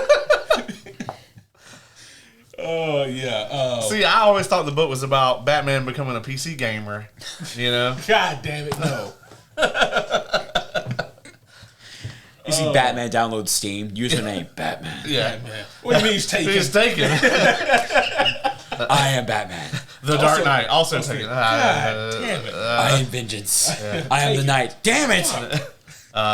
Bruce Wayne accepted. God damn it! Oh no, he goes to Batman 69. Taken. Damn it! That was definitely taken. Yeah. That was the probably second taken one. before Batman. Yeah. Oh shit. Oh, fuck me. I didn't want to skip over the scene here, and Caleb, I feel like you referenced this earlier. The scene where we get the cops that are chasing down what they've heard has been a Batman sighting. There's the one kind of grizzled cop who's been on the force for some time, and then there's the new young rookie who's like, "Yeah, are you sure Batman is real? We're gonna get the Batman," and like he's all kind of gung ho, and you got the grizzled cop who's like, "This ain't what you think it's gonna be, dog." And I actually really love this scene because we got it 1-to-1 in Dark Knight Rises. Yeah. How it just, like I said, iconic this story is. They lifted so many scenes directly from it for Rises where they could. Yeah. When the book is that good, you don't bother changing hardly anything about it. Yeah. And you copy paste it to the script. And it was clearly an inspiration for that movie, even though they never came out and said Dark Knight Returns is inspiration for the movie. Even though for Batman vs Superman they did, they were like very clearly we are making Dark Knight Returns. They weren't, but they. I would say they tried, but they didn't do that either. Yeah, it's like you can't do. The only way that we're going to get a Dark Knight Returns is if we get a Dark Knight Returns. Like it really can't be tied or attached to anything else. Well, I think the only way we're ever going to get a true a movie that has the cultural impact that the book did. Is if we can get a DCU that actually lasts that long. If we can get somebody that's... In the words of Dr. Manhattan, nothing ever lasts. Yeah. But let's just imagine, okay, so let's just say that in Michael Keaton's era, we had cinematic universes, right? Mm-hmm. And they had a comparable Superman, and they were friends or whatever. You could make that movie today, Yeah. But... we didn't have that. So, I don't know. Maybe when Ben Affleck is 85 or something. Jesus. Hollywood has zero interest in waiting for any kind of payoff. Oh, I agree. Yeah. Oh, yeah. Or even building one in most cases. Or building one. Yeah. They want meme of guy like money in hand now. Yeah. But I think at least, though, if all of these characters could be thoroughly established on the big screen, obviously all of these characters Michelle. Individually are like Michelle, absolute Michelle. all of these characters definitely are for the most part, but if you want to think about the actual relationship between Batman and Superman, there is hardly none of that on the actual big screen. The DCEU is it, and they literally interacted for 20 minutes of screen time. Yeah. And most of that was the fight. Yeah, and that's the thing, like I was saying earlier, you can't start something where it's supposed to end, Yeah. And that's just the thing, right? I mean, the only way I ever see this happening is if they just make a separate. They're going to do something similar like what they did with the Batman, how the Batman is separate from the DCU. Years down the road, whenever they decide to, they're just going to have to make a separate Batman Returns movie, something that stands independent. Yeah. Robert's going to get have to get jacked. Well, I'm not saying it's Robert Pattinson. Like a whole different. Like steroids and horse steroids jacked. Like Jesus Christ. I'm telling you, man, they're gonna wait 10 years and they're gonna do fucking Batfleck and what's Jared Leto's Joker. Oh gosh. The Batman and Joker of the DCEU, who have never been on fucking screen together. Right. Yeah. There was the one scene. They haven't been on set together. Yeah. They've been on screen together. Jesus. In the car chase. I don't hate that, actually. I wouldn't absolutely detest it, but if we're going to get this and we're only going to get it once, I don't want that. I don't want Jared Leto to play any comic book characters anymore, actually. Not to be a stick in the mud, but unfortunately, I'm going to be that guy. And also not to be political, but I'm going to be that guy. This movie absolutely just could not exist, sadly, with the present DC, like, head executives who are in charge of, like, hey, we authorize these movies and stuff.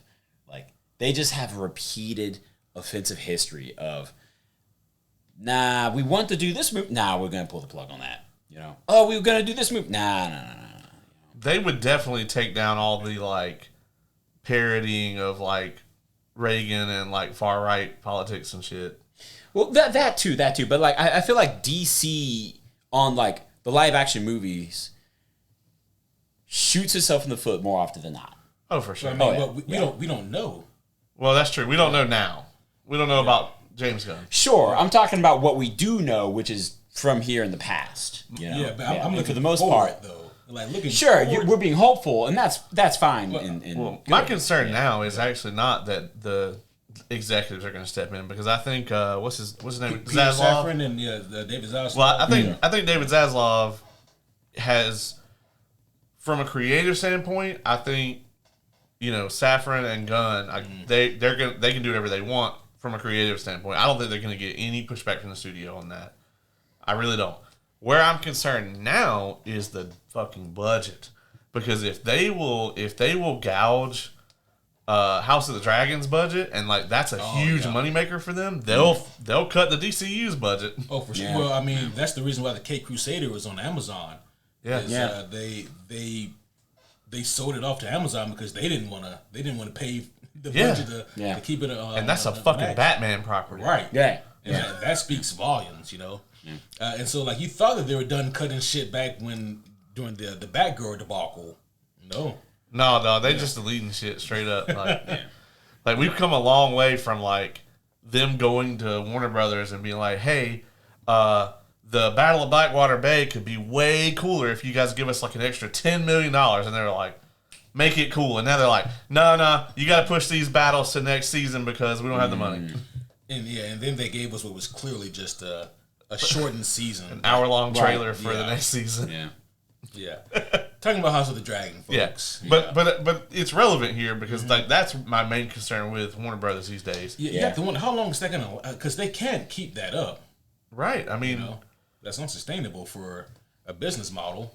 Yeah. I mean, like CW, for instance, they came right out and when they were like, we're not interested in anything that costs more than like this amount of money. Right. That's why that the Walker. New Walker Texas Ranger with Padalecki. Oh, cool. They canned that shit. Not even because it wasn't getting good ratings. I mean, it wasn't getting great ratings, but it was getting good ratings for CW. Because he's in it. And I mean, he's basically one of two gods to the CW audience. Right. Wow. So, like, there were people watching it just for him. He's obviously a draw for them, but they were like, yeah, if it costs more than X amount, we're not interested. Like, we're just going to put a bunch of reality TV and shit on here, so... Why do you guys think they pulled the Batman Beyond project, but then decided to push forward with the Minecraft project? Unfortunately, that's one of the political decisions I'm kind of leaning towards as an example of my earlier statement, where I'm like, good decision making. I don't think. Well, on that particular, like, not to derail us further, but I don't think they should. Us further. I don't think they should make either of those things. Like, I think Batman Beyond is one of those things that not nearly as popular as. Like, I think people think it is. Okay. Like, I think fans of Batman Beyond think it's way more popular than it actually is. But I think that fandom is a subset of the animated series fandom. Well, that's fair, but also like to say the same could have been said for Miles Morales and those Spider-Verse movies, and that's the same studios that they would have gotten who wanted to make the Batman Beyond movie. Yeah, I just I can't put Terry McGinnis on the same level with Miles Morales. But to Kevin's point, I think the reason you can is because of the movies. Yeah, I mean, and the video games too, right? Okay, right. yeah. I mean, there's both. That's true. And there is an element of that, and I'm not saying that it couldn't work. I just think that I don't think that it's as sure of a thing as they're looking for. What I can definitely say is that because Batman Beyond is such an older IP compared to Miles Morales, it would primarily appeal to people in our age group who grew up with Batman Beyond. But it may be one of those cases where like people check out Miles Morales because it's got the Spider-Man name on it. That's what this is about. I think that Batman arguably has just as high, if not even higher cachet to his name value, that I think that people would turn out for Batman. Yeah, I mean, unfortunately, we will never know. Yeah. But I also wasn't super excited about, Keaton playing Old Man Bruce in that either, so. Because if we were going to get that bullshit from The Flash for 90 minutes, I didn't want it for the last 90, so. Goddamn. So I suppose Speaking of old Batman. I suppose that you would not want him as Old Man Batman in Dark Knight Returns either. God, no. Can you see Keaton trying to do this dialogue? Oh, no. Nah, that's a good point. And my opinion of Keaton since we reviewed The Flash has only dropped because I said it the other day. I said, I swear to God, if Beetlejuice 2 isn't the worst movie I watch in 2024, I'm going to be incredibly depressed. Have you watched it yet? Oh, yeah. Yeah? Yeah, fucking absolute trash. Wow. Yeah. God damn. Yeah, What were your thoughts? I haven't seen it. Oh, okay. But there's no way it's worse than Madam Web, so I had to. Oh, no. I had to take it with a grain of salt. No. Let me sip my Pepsi like. Nah. There you go. Like, I promise you, I would rather watch Madam Web. Like, there was at least a few moments in Madam Web that I kind of enjoyed. Like, and the rest of them, like, do you know how much fun we've had shitting on that movie this year? Sure. Like, Beetlejuice 2 was just awful, and it was very clearly like a who the fuck was this for? Like, at least some of the Spider Women were cool in that, That's questionable, but continue. But like I don't have any Beetlejuice 2 was awful. So ever since stepping down from the podcast, I made a joke about this earlier, guys, but it's been kind of nice not having like the imagery earlier, wearing the Kevlar vest and going into the movie to being like, okay, I'm prepared for this to be great or a complete shit show that bombs and I have to like absorb the blow of, oh, this sucked. But stay in your seat, review it for the show, blah, blah, blah. I didn't even have to go watch this one. That's true. Oh, that's funny. Wow. I didn't say anything about doing Beetlejuice, but... no, I mean Madam Web. Oh, is yeah, what I'm referring to. Yeah. So I didn't have to watch it, so I didn't. But I'm kind of like, it's so bad, curiosity is peaked. It's one of those I'm waiting for it to hit streaming, but still. I think it has. Oh, it's been on stream. Really? Yeah, because it tanked. It tanked so like almost immediately. Yeah. That's hilarious. Yeah, like it I think at this point it might have been on streaming long enough that where like it's jumped like the streaming contract with whoever ran out and then now it's on whoever else. It might be on Netflix at this point. Jesus. But I'll say this about Madam Web, and then we'll get back to something that's good. About to open my other Pepsi, so it's perfect timing. Perfect timing.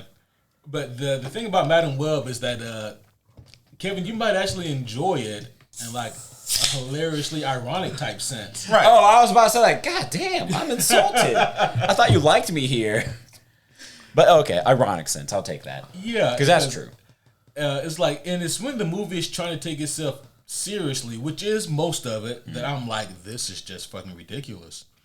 But the only moments that just absolutely irritated the shit out of me is when they kept poking and prodding, reminding you, hey, you see that guy? He's Uncle Ben. He's Spider-Man's uncle. Hey, that's his sister. Her name is Mary Parker. Hey, she's going to have a kid, and her kid's going to be a boy. What do you think they're going to name him? Who knows?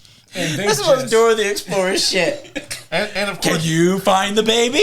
And they couldn't even get that shit right because her name shouldn't be Mary Parker. Exactly. Her name should not be Mary Parker because I thought about that and I was like... Well, if she's already married, then it could be, but then he shouldn't be fucking Ben Parker. He shouldn't be Ben Parker. Yeah. I was like... Unless it's the very odd scenario where their last name was already Parker and she married another dude named Parker. Right.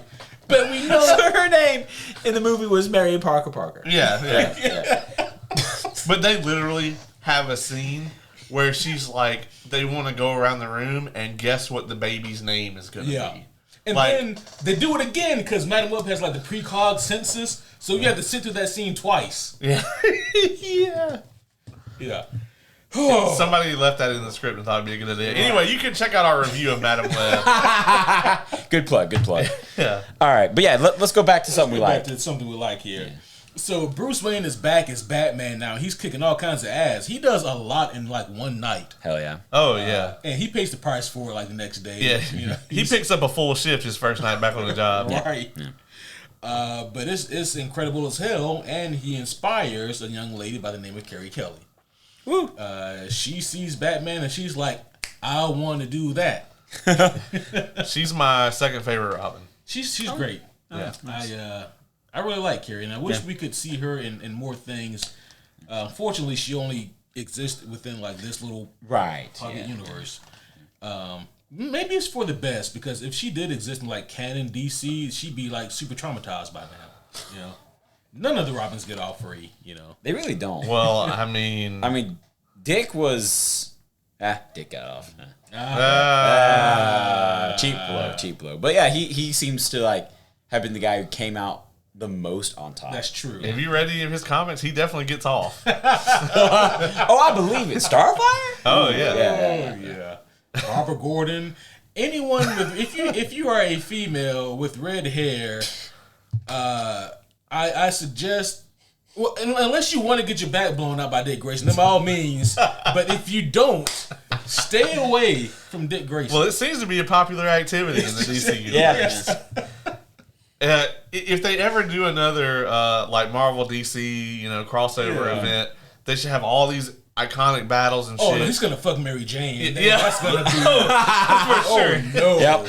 But where I was going with it is they have all these like pairing offs of these like iconic fights and shit, and then like Matt Murdock and Dick Grayson just have a who can fuck the most people contest. Holy shit! Dick Grayson comes up to the Black Widow.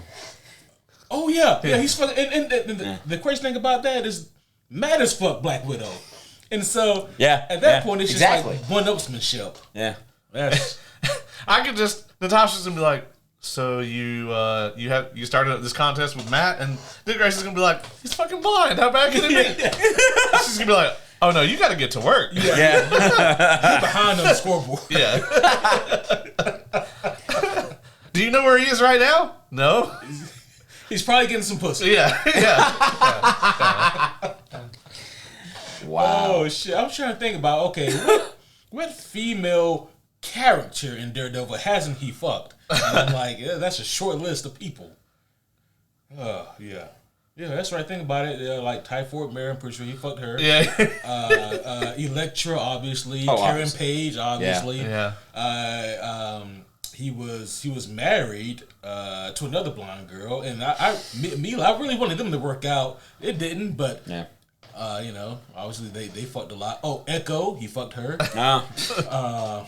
I mean, the list goes fucking on. That's what I'm saying. That'd be the face-off between those two characters. How did we get to Matt Murdock fuck list? What are we talking about? I was about to say we went from Carrie Kelly to Dick Grayson. Yeah. He said Dick Grayson got off. Okay, but I will also take us down the Carrie Kelly path of like, I think she got pretty traumatized in her own canon, because in the second book they had her in the Catwoman outfit. They did. Yeah. Oh. Yeah, that's what you said. That's another reason that Strikes Again is to cut that shit. I recommend everyone listen. Get the Absolute because it's beautiful and because it looks good on the shelf. It is true. You don't have to read Strikes Again, but I do recommend you read The Master Race. That's all I can say about that. Doesn't the homie Joe like Strikes Again? I hope not. He said that. We have to ask several times. Yeah. Now, does that have all three of them in it? This just has the two. So do they have a Ultra Mega Omni that has them all in it? Not yet. They will. They will eventually. I'm gonna buy that shit when it comes out. Yeah. This looks dope. Oh, it's incredibly dope. Yeah. Yeah, Carrie Kelly, she's got an upgrade. And this came out like in the last couple of years, right? Something like that. Like the last 8 to 10 years. Yeah. So, Frank Miller got the sauce still. Oh yeah. He didn't have it for a He while. didn't have it for a while, but then he found it back up. Yeah. The cover is very Sin City though. Oh, absolutely. Oh yeah. I was like, there's a lot of black and red on this shit. Yeah. That's hilarious. Yeah. It was a really good book though, and like they did some things there that I won't spoil that I really thought were a cool twist. Yeah. But I really love her Robin. Yeah. And she's voiced by, I didn't know this until today when I was looking at it, but she's voiced by Ariel Winter in the animated. She was in what's the name of it? Modern Family. Modern Family, yeah, but she was relatively, I think, unknown. That's true. Back when this came out, when it was recorded. Yeah, she's one with them Tiggle bees, right? They're less Tiggle now, but yeah. Well, she got them reduced. Oh, I know that. They were that. Yeah. I mean, they're still like. Oh yeah. Okay. I was like, I don't know which one that is. Yeah. But, yeah. I know of Modern Family, but yeah. Now do the same thing, but Google Era Windows Tiggle Biggie. Oh God. I'm sure there's a subreddit. Right. Oh shit. Okay. We can go 5 minutes without talking about sex or titties. That's not true. Or dick and nips. Rewind the tape. Yeah. Watch the tape. They're like clockwork. Every 5 minutes on the clock. They always put a timer there. No, I'm joking. Also, for the Mutant Leader, we did consider the metallic flavor of dick and nips, but it just didn't catch on the focus groups. It just didn't catch on. Damn it. So we're reworking that flavor of dick and nips. It kind of tasted like pennies. They didn't oh gosh. Yeah. Let's talk about the Mutant Leader here because he is like the big bad of Act 1. All right, it's not even 5 minutes. You mean the guy who has the hardest nipples? Yes. Yep. There you go. He's. I mean. Well, is it that, or are they just incredibly sensitive to the point where he has to have metal shields over them? Metal pasties? Yeah, there you go. Oh, so Bruce Wayne fucked up. Like, that was his weakness. Yeah. He should have just been like, bang, bang. My nipples! Okay, I can't laugh this close to the table. I was about to pop my knee. And he's just freaking the fuck out. And Batman's like, Jesus Christ. I know, right? I am the surgeon. You need these fixed. The fuck is going on with your nipples? For those of you who don't know, the Mutant Leader has extraordinarily pronounced I metal really nipples. wish we had a third tech guy who could pop up the images of what we're talking about. Because it's worth looking up. Mutant Leader, Jesus Christ. Yeah. Mutant Leader nipples. Mutant Leader nipples, yeah. Maybe emphasize this Batman story. I probably could do it. I don't know if I want to, though.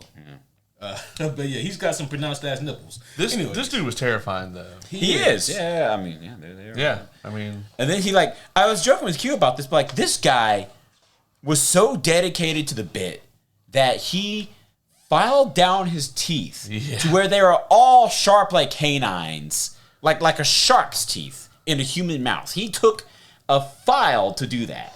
Yeah. That shit makes me shiver thinking about it too much. Yeah. Yeah, I mean, it made the mayor shiver, too. Yeah. Yeah. He killed that motherfucker in like 30 seconds. Yeah. Man. And like, I hate to say that someone deserves to die, because that's just mean. But the mayor kind of had it coming. Oh, yeah. Yeah. The first time that Bruce and the Mutant Leader fight, it's a good fight, but man, Frank Miller does a great job of leaving you wondering how the hell does Bruce beat this guy. Yeah. Yeah. This was another thing that where Dark Knight Rises really referenced this, and and of course Nightfall as well. But that fight with Bane kind of goes the same way. But Bane's nipples weren't nearly as pronounced. They were not. This is true. Even after Venom. Yeah. Yeah, and he actually walked away from that fight a lot better than the Mutant Leader did on this one. That's true. Yeah. What I do like about this fight, though, is that, like, even though it's fucking grimy and it's, especially like watching the animated movie, you can just feel the blows. Yeah. And it's painful. Both men are fucking beat to hell, bruised and battered. Bruce is worse off though than the Mutant Leader, but it's enough because the Mutant Leader is taken to jail. If Carrie wasn't there, then no, Bruce doesn't walk away. It's over. Yeah, exactly. And we're making the comparisons to Rises again. There's the line that Alfred drops when he's going to get out of the bat tank, and he says, he's in his prime. He'll kill you. Yeah. And that definitely was inspiration for Alfred in Rises as well. Yeah, Bruce like, I can take this fucking guy. It's fucking Bang. I don't give a fuck. Right. Bruce was like, Alfred, on the back computer, what's that shit say about Bane? Well, so it says, I don't give a fuck, Alfred. Ain't nobody fucking ask you. Well, sir, you actually just... Yeah, right. It's funny, you bring up the moment where Batman is stepping out of the tank after the conversation with Alfred, and like Alfred's warnings and everything. One thing, there's a lot of pros to watching the movie and gaining the story through that medium. However, there's pros and cons to both the movie and the graphic novel. One of the pros of the graphic novel, you were talking about this, brother, is that there's text boxes that you get that the movie can expound upon because there's no organic way to put in random thoughts, random monologues. We get in the pages a really cool moment where he's talking to Dick. He's like engaging Robin, saying, "Hey, we've never faced anything like this. We faced humans. This is a monster." Talking about the Mutant Leader and like admitting privately between him and his psyche, I guess, of Dick Grayson in this moment, like, I'm a little shook. Oh well, my muscles say we got to do it, So. And the other great thing about that moment is that I think this is when Bruce kind of begins to think, I really wish I had a Robin here right now. Yeah. Yeah. If Dick Grayson had been here, this shit wouldn't have gone down like this. Yeah. Thankfully, Carrie was here. Yeah. And Bruce is alive because of that. She had to drag his big ass. Yeah, right? Impossibly so. Like, she must be 80 soaking wet. Oh, yeah. Come on. It's your first... I would hate for any of us to have to drag that big ass dude. No, fuck that. It's your I first could drag time an arm job as Robin, and you got to carry this motherfucker that weighs like 6 times you uphill in the mud. It's part of your training. Motherfucker's gonna bleed out. See, I'd have went and got the tank. Right. And brought the tank over there. Yeah, I would have tied a winch around him and just yeah. There's got one on there. Right. The whole time I'm looking at this shit for the first time, I'm like, this motherfucker got a bat tank. Yeah. And then later on, he's like, no, this is just the Batmobile. So, like, I guess in this version, like, this is just a regular ass Batmobile. Right. It's his everyday car. Yeah. It's his that shit around. Yeah. Bro, it's so fucking enormous. Yeah. What do you drive this at? Like, we get the scene where, like, he's driving it down the road and, like, a fucking car comes up on it, and it looks like it's barely the size of one of the tires. How much gas that thing take? Bro. Gas, this thing takes plutonium. Right. Yeah. The shit that powers nuclear submarines? Yeah. That's what I use. Yeah. Because otherwise, I don't know if Bruce Wayne can even afford to drive that shit. Right. Yeah, no. If you got to put diesel in there? Oh, hell. Shit. Maybe with 80s prices on diesel. Today's prices on diesel, there's no way. You drain that bank account real fast. All right. By the way,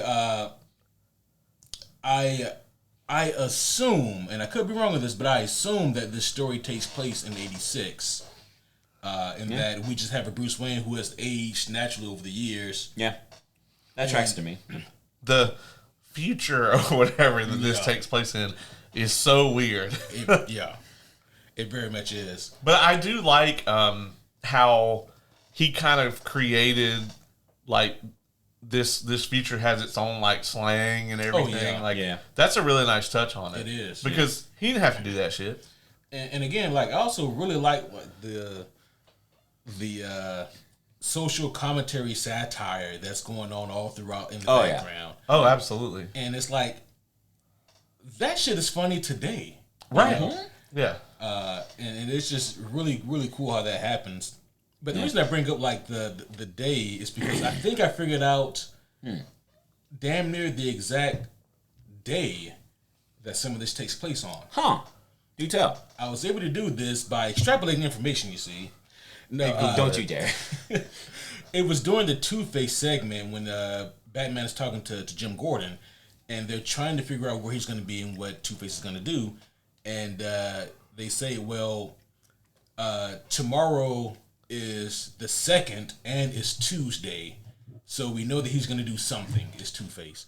And so I was like, what month had a 2nd on a Tuesday in 1986? And it is September.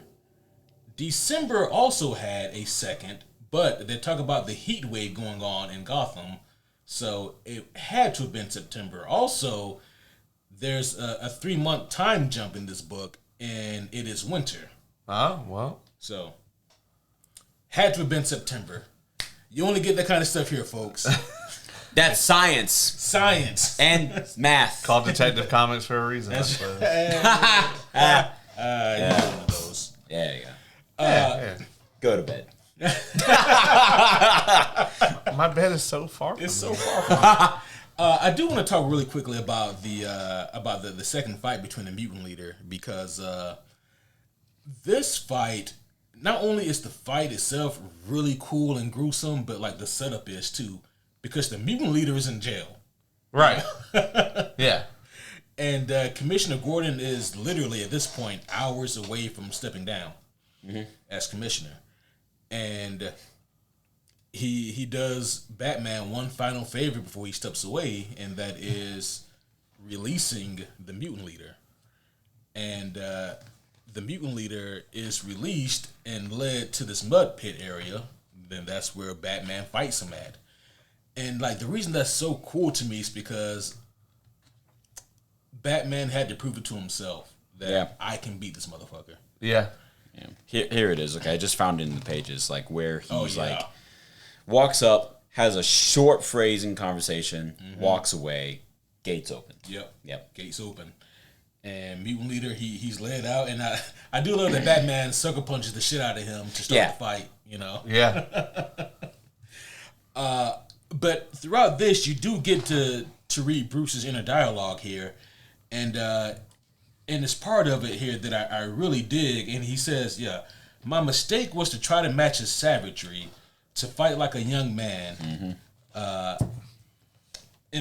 he realized that was his mistake here, and he was like, okay, I can't fight his guy, I can't match his strength, I can't match his savagery, but he's fucking dumb, and I'm smart. You know? Yeah, that's true, yeah. And actually, that's one thing the movie does really well. Yeah. I mean, hey, look, panels where you imagine the fight, a movie where the fight happens automatically. Whoa. But it's like in the movie, you see him like fighting, like you said, so smart, like a cut over the eyes, blood keeps blinding him. Oh, like a jackknife punch here, some cool stuff, yeah. Also, it's an incredibly villainous thing to like explain the fight to someone while you fight them. But like Batman can get away with it. Yeah, it is a dope ass thing. Yeah. It's like, see, I cut you right there above the eyes because that cut will bleed. That's no one else can say that shit and still get like the Paragon points. That's renegade shit. Ironically enough, like that shit happens a lot in like in UFC, like guys will intentionally try to cut, and also in boxing they try to cut you right above here so you can't see. It's dirty, but hey, they're in the mud pit, so you're supposed to get dirty. Shit's effective. Ain't no rules in this fight. Ain't no rules in this shit. And also, like the mutant leader has fucking fangs and sharp teeth and shit. Yeah, biting folks. The line he drops here is so sick. Where he's just so like, good. Where he's like, this isn't this isn't a mud pit. Hole. It's an operating table, and I'm the surgeon. And I'm the surgeon. So cool. God, Just the sunglasses need to fall down on him. Right. That exact moment, you know. The Who in the background. Yeah. Yeah. It's also important to mention what the fuck he's doing as he's saying this. So he kills the nerve endings in like the mutant's left arm. And then he arm bars and breaks the right arm. Yep. And then he's like, even in the internal dialogue, what does he say here? He says, something tells me to stop with the leg. I don't listen to it. And so he breaks his leg and he keeps going. Yeah. You know, so it's like... He's like, oh, look at that. I had some savagery after all. Yeah. Literally the next scene thereafter, the mutants are like painting on the bat mask and they're like showed in the news and stuff. Yeah, so... I think I'll vote for this guy now. Yeah, exactly. Oh, new team lead. And, we never really exactly find out what becomes of the mutant leader. I assume he's just a cripple. Oh yeah. Yeah. Yeah. If he like ultimately survived this shit, because he might have drowned in that fucking mud. Right. He definitely wasn't getting out on his own. Yeah. Yeah. That's a good point. Like, did any of his boys like eventually come and try to get him out of there? Sure. There's probably one or two that were still loyal. You know, there's always one or two. But wasn't Don or Ron? I can guarantee you guys, neither of them had freaking medical degrees, so they're probably dragging him. He's like, oh, stop! Yeah. What the fuck is up with Rob and Don wearing the big ass shirts with their names on? That was low key pretty great. Yeah. I think we should do that. Yeah? Yeah, Rob Don. That's the cosplay for next year. Oh, yeah, that's true. There That's you an go. easy one. Yeah. Yeah, I was gonna say red shirts with our names on it. Me and you could do the Rob and Don team leader. Yeah. We need to understand. I gotta get the nipples. Yeah. Would they let me wear those at Dragon Con? I mean, hell yeah. Oh, bro. I mean, Dragon Con? I'm just saying, like, they could be weapons, though. You gotta file them down a little bit. They Okay. can't be sharp. Homie Nation, help us out. Send in your votes. Yeah, you guys. Do you want Q to be the mutant leader? You guys got him in the Bowser outfit, which was 11 out of 10, possibly the greatest moment of my life. Do it again. Do it again. Do it again. So yeah, mutant leader's dead or whatever, and Good shit. He's off the board. all right, edit mark at minute 46 minutes. You said a minute? Oh shit, hour. Oh. Yeah, we won't be at this for about a minute, right? Yeah. Time flies. Anyways, we move on here. Let's kind of fast track some of this stuff here now. Yeah. So we get some information here about Superman and his going-ons, and for a while, the knock that some people have had on this book is that Frank Miller doesn't like Superman because of the way that he's portrayed, and for a while, I've agreed with that assessment. And over the years, I've grown to really appreciate Superman a lot more, reading a lot more of his stories and finding a lot more value in this character. But even with that, I don't think that Frank Miller wrote Superman to be a dislikable character here. I think it's just that we get to see everything from Bruce's POV. And so it's so easy Right. Honestly, I was about to say something very similar, like a different road through the woods, but we're getting to the same point in that this isn't a Superman story. Yeah. Who gives a fuck? Right. Like you said, it's Batman's POV. This is a Batman story. So, Superman is what he needed to be in the story for the development, for Batman's story. This shit's not called Superman Returns. That happened way later. Here's the thing though, is I love this stupid image. The fucking the eagle landing on him. I love just, it. Oh, so stupid. So awesome. Yeah. It's just the most Looks like some pompous Casablanca bullshit. fucking just America fuck yeah ever. And He looks like a Disney hero here. He does. Like Prince Eric, but with an eagle. and he but if you look at it though, this is like the natural evolution of like if they disbanded the Justice League, like if because in this world they kind of have like whatever the like a DC equivalent of like the Registration Act essentially. Yeah. And it's basically like all these guys have to retire. They hang it up for the Justice League or whatever. I mean, Superman kind of ending up as a kind of a government patsy isn't really that far-fetched, folks. I mean, this motherfucker's, slogan was like truth, justice, and the American way or whatever, back then. So, yeah, I mean, if you want to look at what Superman was portrayed at during this time, I mean, this is not that far off. Yeah, you look at it now and you're like, oh, that's some silly bullshit. But, like, it's not, that doesn't mean that it's inaccurate, Right. This is a Superman who thought he was being a good guy, a superhero, listening to Ronald Reagan. Yeah, right, yeah. But it's crazy though, right? Because you have to wonder was this an unpopular decision in '86? Because the way that we as millennials view Ronald Reagan is, I think, pretty different from like how maybe half the country viewed Ronald Reagan. When was the book published? Yeah, 86. Well, when in 86? Which month? Yeah. But the guy who voices the mutant leader is in Boondocks, and as the Boondocks will tell you, Ronald Reagan is the devil. Wait, who's he voicing Boondocks? Please look that up. I'm curious to know. Gary Anthony Williams. A good call out, by the way. Boondocks hilarious show. That guy, he's been in like kind of everything. Oh yeah, he's been in a lot. Yeah. Yeah. Well, I'm not. That's your fault. That's even better. He's Uncle Ruckus. Oh my gosh! Really? Oh, yeah. No Uncle relation. Ruckus was the mutant leader. No relation. No relation. Yeah. A little relation. Wow. No relation. Jesus. Only here on the Super Homies podcast. I'm having a great time. Yeah. Holy shit. I still got a bunch of alcohol left from Dragon Con. I should have brought it. Right? Oh my gosh. I would have loved that, yeah. Kevin asked this question when we were watching the movie earlier. I asked you, what do you think Bruce Wayne's drink of choice is? Oh, yeah.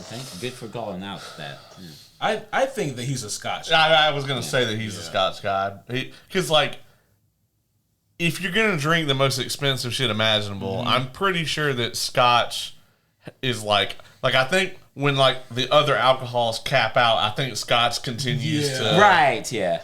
Because like Harvey Specter drinks Macallan 18, and I rarely can even find that shit anymore. Right, like everybody. That's like remember in Secret Invasion they're drinking the Pappy Van Winkle. Yeah, like that. Have you seen how much that shit costs? Yeah, I really wanted that shit to be poisoned.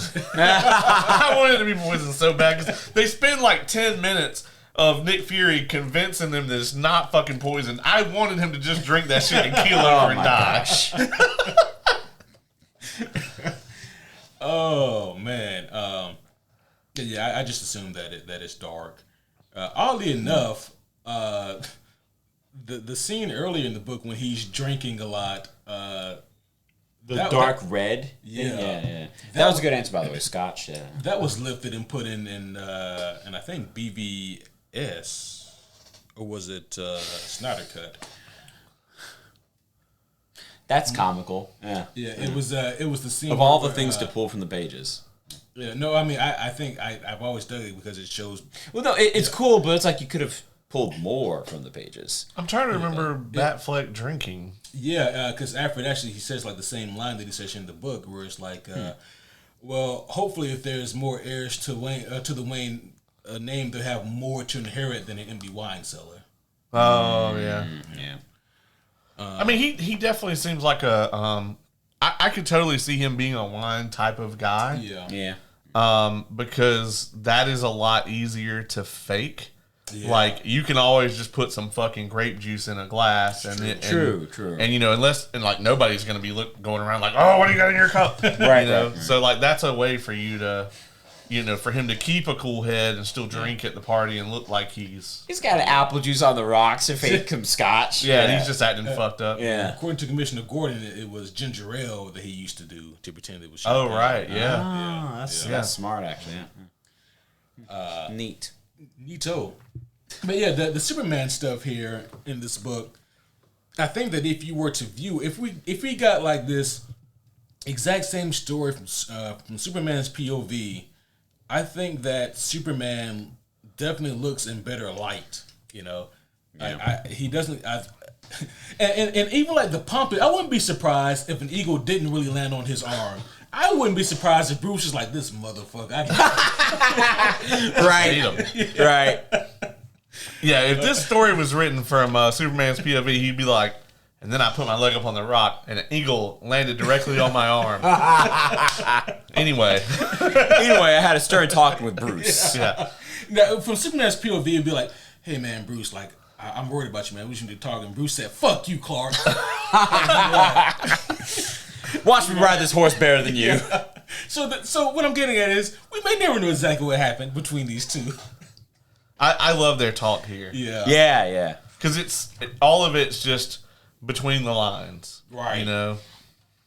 Yeah, it's between the lines, and it's like we both know what could happen, but damn it, man, I don't want this to happen. Yeah. A lesser writer would have had Superman come here and exposit on everything. Yeah. He would have had him be like, hey, well, you know, you hung it up because Jason Todd got beat to death by the Joker with a crowbar. Right. And then, and then they made Diana go back to her people because this and this and this and this. And then, this just would have been this long, rambling thing, but they talked like they would have talked here. Yeah. And that's so important from a enjoyment of the story, because even though we don't know a lot of the little finer details of what they're referencing, Right. you can get the gist of it from what they're saying. Yeah. It was a real conversation. Right. It's if you and I sat in a room and had a real conversation without the pretense of cameras or someone writing it out for us.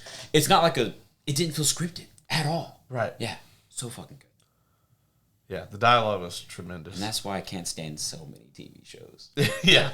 I will say this should have definitely been in the goddamn movie. Huh. Just these two panels right here. Jesus, no, not that one. Carrie Kelly checking out this ugly ass Dollatron, and then it's just what's the guy's name that makes the dolls? Toy Man. Yeah, I just saw him. Well, they call him by his real name in the book Abner. here. Is it Abner? No, that's a ventriloquist. Oh, okay. What is his real fucking name? Because like you talking about the egg shaped guy, right? Yeah. Like here he is, the one but who's there's always no doing name. Joker's dirty work or whatever. Yeah. Yeah, because I think they call him by his name like one time, right? I think so, but I'm not seeing it here yet. I only saw him once, and that was when he visited like the rehab center originally, and now I don't see him again. God damn it! Yeah, I'm not 100% on it, to be honest. I'm gonna keep looking. You guys keep doing the things as we filibuster. Blah blah blah blah. Okay, yeah. They call him Winslow in the book here because Winslow I think is his first name. But yeah, cool. Yeah, he's a portly looking fellow, you know. Yeah. Yeah, he makes some incredible looking dolls, you know, super lifelike. But yeah, anywho, just as the story moves along here, news of the Batman is spreading like wildfire, you know. Yeah. And that has caused a lot of controversy, and I love that we see different people's take on the Batman. How some people think that this is a great thing, crime rate is dropping, and things are changing now, and criminals are afraid again. But on the flip side, there are people who don't like it because of what he could potentially inspire and things of that nature. And the only difference in today's world is that it would have been two separate news channels instead of them having Instead of both. one. Right, Instead of them having both opinions on the one channel, there'd be one channel where it was like, yeah, Batman is back and he's solving all these crimes, and the other channel would have been, the fucking psychiatrist or whatever. Yeah, that is true. Yeah. That channel would only have white people blue. on it. I'm randomly going to drop that. Just going to randomly throw that out there for now. Yeah. I mean, I'm sure it's completely. It's arbitrary. Yeah. Right. Yeah. No direct real world comparisons here. We're just spitballing. Or maybe they'll find the one who's like, see, this person agrees. You know, you know, that's their favorite thing to do. Yeah. Yep. Once again, all arbitrary. All arbitrary, of course. Yeah. Yeah. No real life 1-to-1 comparisons there. No. But this also awakens something within the Joker. Because Kevin, like you said earlier, it's like his fucking Winter Soldier sleeper code was activated. Foxtrot 16. Cap. What was the last one? Boxcar is one of them. Homecoming. Caboose. I think something with a train car was a part of it. Train car is one. Oh, yeah. Well, bullet. See? Yeah. Excuse me, guys. I gotta go do something. Oh, shit. And then the last one's Batman for Joker. Yeah. Yeah, exactly. Batman said a few repeated times. Yeah. Right. You know, fuck, that's crazy, man. Just think about how long ago this book was created. Harley wasn't even a thing yet. Nope. You know? Yeah. And so I was about to say, yeah, he wouldn't even give a shit if Harley was there. But I was like, there was no Harley. Yeah. Todd Phillips probably doesn't know that. But. Right. Oh, I can't wait for that movie. But yeah, Joker's back. And and Dr. Walper, our favorite psychiatrist, Jesus. he's like, you know what? I kind of sort of struck out with Two-Face, but that was all Batman's fault. Yeah. Yeah. I'm going to take this guy on what is clearly not meant to be David Letterman. Yeah. It's like a 1-to-1 comparison. Bro. The guy's name is even David. It They is. just changed Yeah, it. just the last name. Yeah. Yeah, that is true. That's kind of crazy. And And he died. And his assistant guy is clearly supposed to be Paul or whatever his name was. Oh, fucking hell. Whatever that, I can't remember that guy's name. I don't know. His last name. Not Paul Schaefer. No. No. Yeah, whatever. I don't remember. Yeah. Whatever his name is. His name is fucking Paul. Paul, yeah.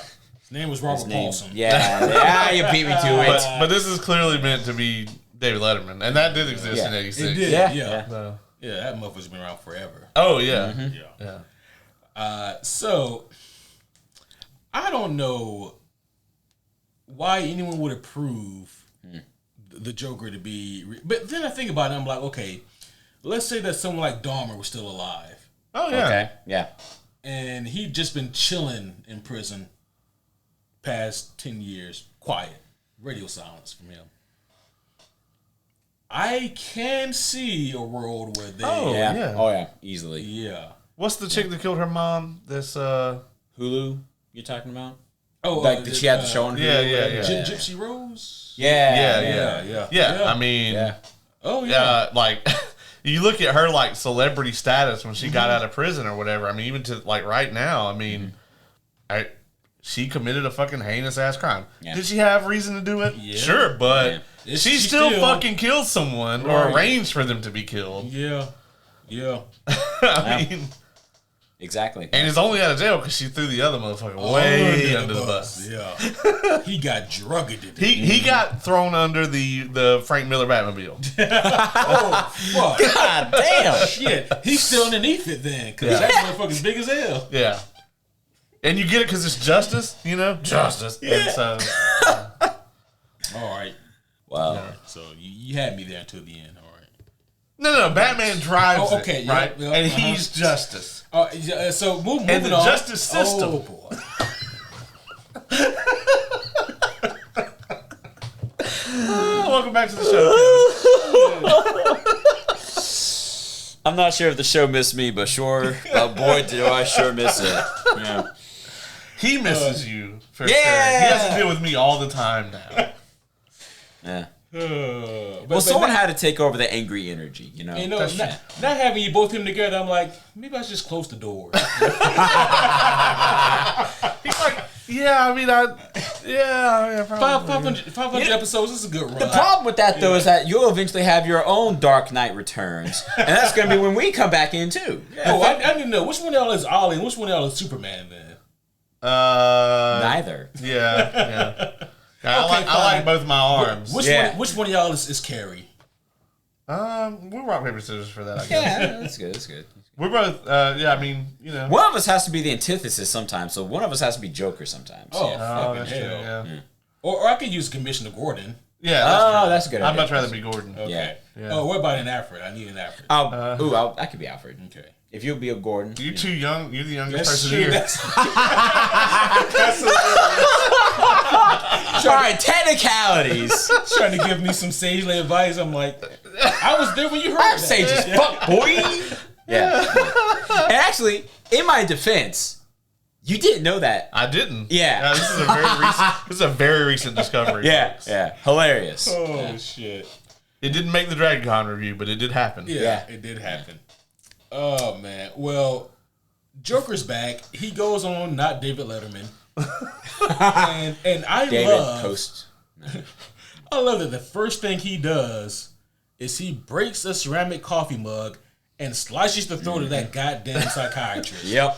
And the thing about it too is crazy is like they cheer the Joker when he comes out. Yeah. Yeah. And I even made a joke with Kevin, like when people were cheering and I was imitating like somebody in the crowd, like, yeah, that guy killed my whole family 12 years ago. Yeah. In like 40 years, they're gonna have P. Diddy on a talk show. And For sure. And we're gonna see if they cheer when he comes out, and we're gonna be like, "Look, see." Yeah. If he does the dance, absolutely, people would cheer. Damn it.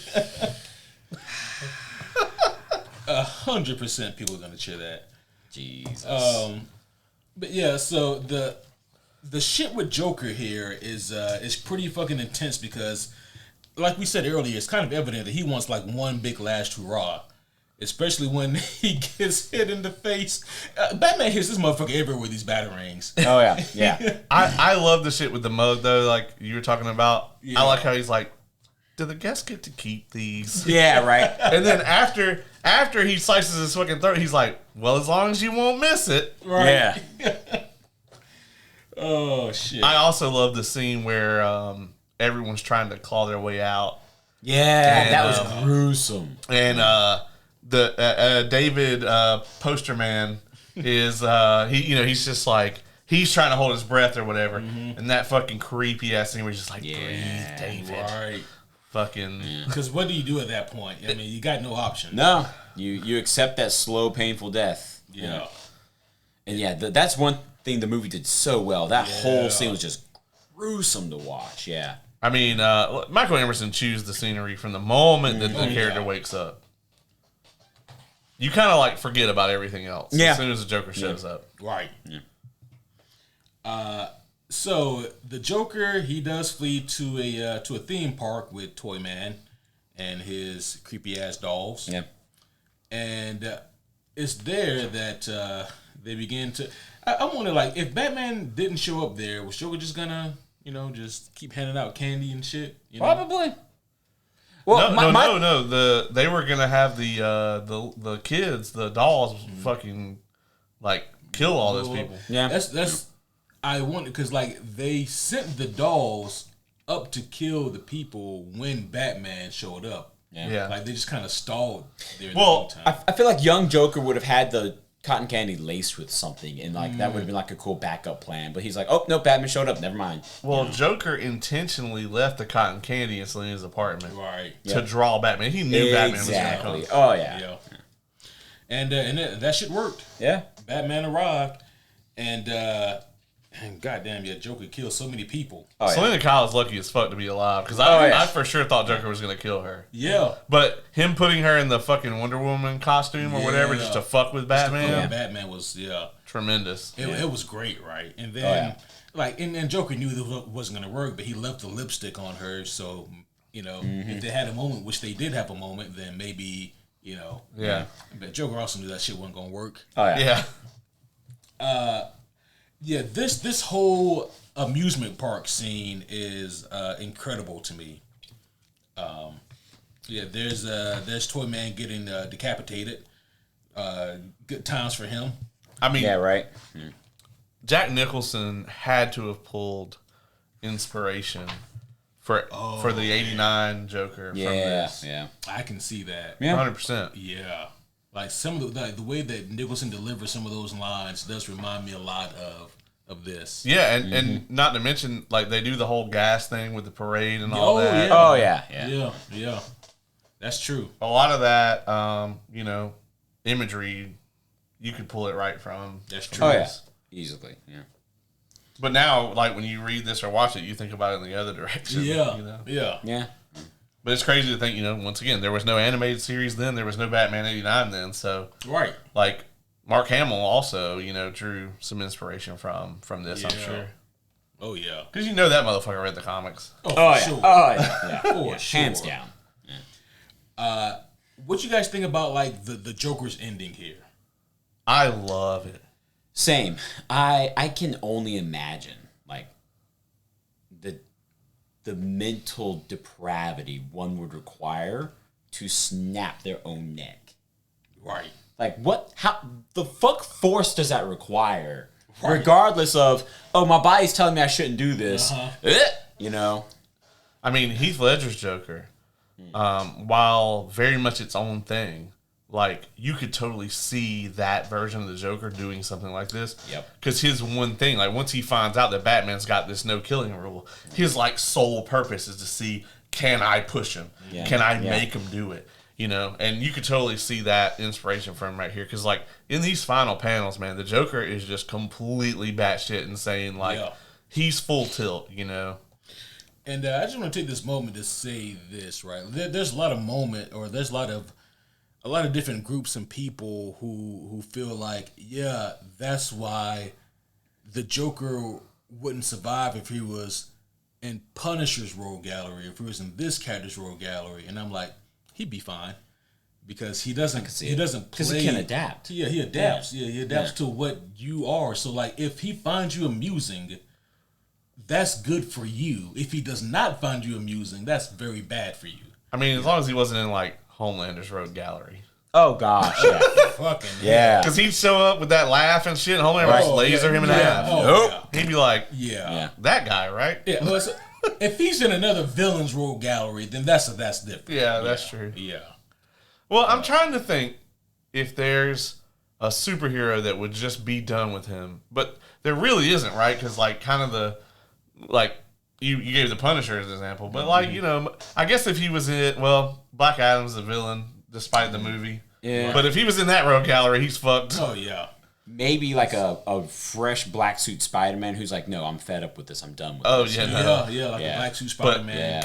Can you imagine the shit that the fucking Joker would put Peter Parker through? Oh my gosh, I would read that. It'd be horrible. I just think about, like, the Green Goblin got Peter like the lowest of the lows. Mm-hmm. Joker's gonna right? No, yeah, like break through the bottom of the barrel. Yeah. As soon as Joker finds out, oh, he killed how many of your girlfriends? Well, I can top that. Today. He just dropped her off a fucking building. I can definitely do better than that. That's not even creative. You got a sidekick? Not anymore. Holy shit. But I was going to say the twisted thing about what Joker did here. Oh, that is that it makes Batman look like the murderer. Yeah. Yeah. And that fucking last chilling ass line, he drops and they're going to kill you for it. Just fucking, Gives me chills every time. Yeah. Yeah, that shit is rough. Like, it's sick. It's sick. But I love it, though. Oh, yeah. The getaway is also incredible as well. Yeah. Because, like, he barely gets away. That fucking scene where, after, like, his body ignites or whatever. Oh, the skull on fire? And he's just like, quit laughing at me. Yeah. Oh, my God. Yeah. Yeah, that shit was awesome. Let's see if I can find that real quick. Because you can tell also that... page 157. Like, the moment that Batman goes... Nope, I lied. You don't. Oh, one page over. Cool. The moment that Batman goes and sits down beside him. Yeah. Yeah. You get this moment where it's just like...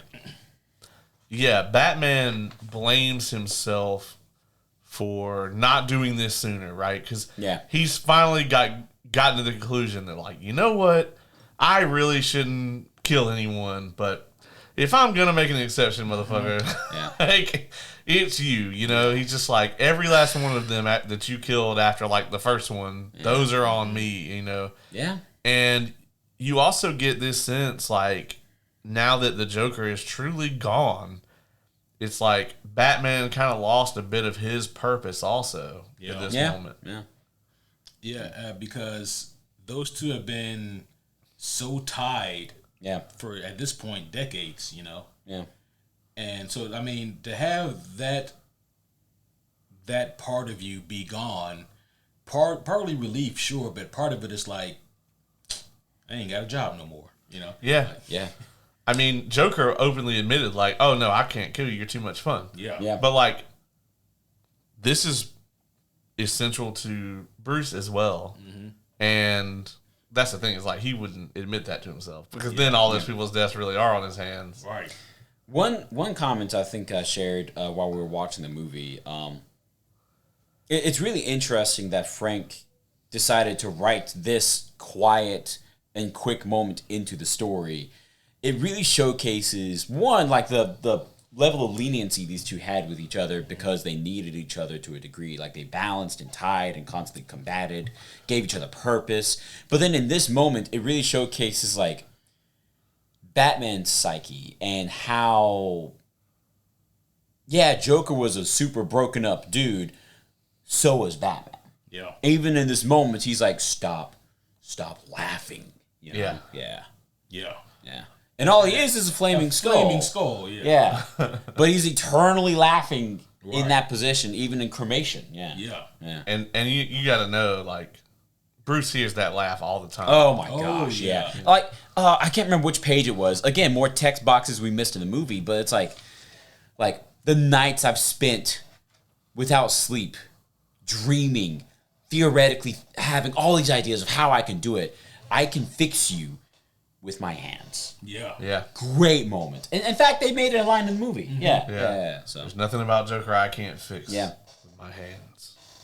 Joker's like, say what? Joker's like, what you talking about? What you throwing that batarang for?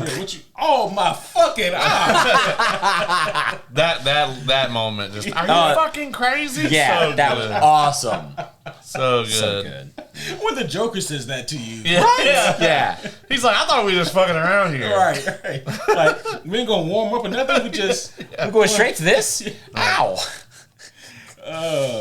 So Superman stops a terrorist attack. We skipped over the rooftop scene with the cops during the when the Joker is on the talk show. Yeah. That scene was very clearly inspiration for so many things. Yeah. I actually think that the inspiration for the warehouse scene came from this. I was thinking a little bit of like in The Dark Knight when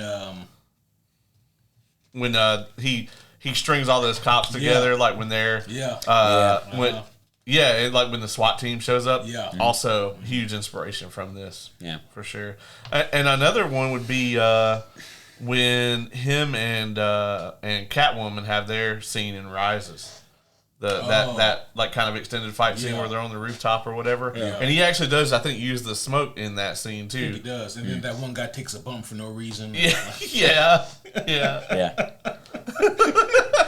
But I've always said, if I were a goon, I'd do the same thing. Like, oh, you got me. No, we established this in our review. It was the wind from Batman's cape. Gotcha. You know? Yeah. Wow. Yeah. It is a powerful draft from the cape, you know. Yeah. You know, in the games, like there's that like wind radius that comes off the cape. Yeah, that's what it was. Wow. Of course. Yeah, got him. I don't know how I didn't see that. Yeah, you know, silly me.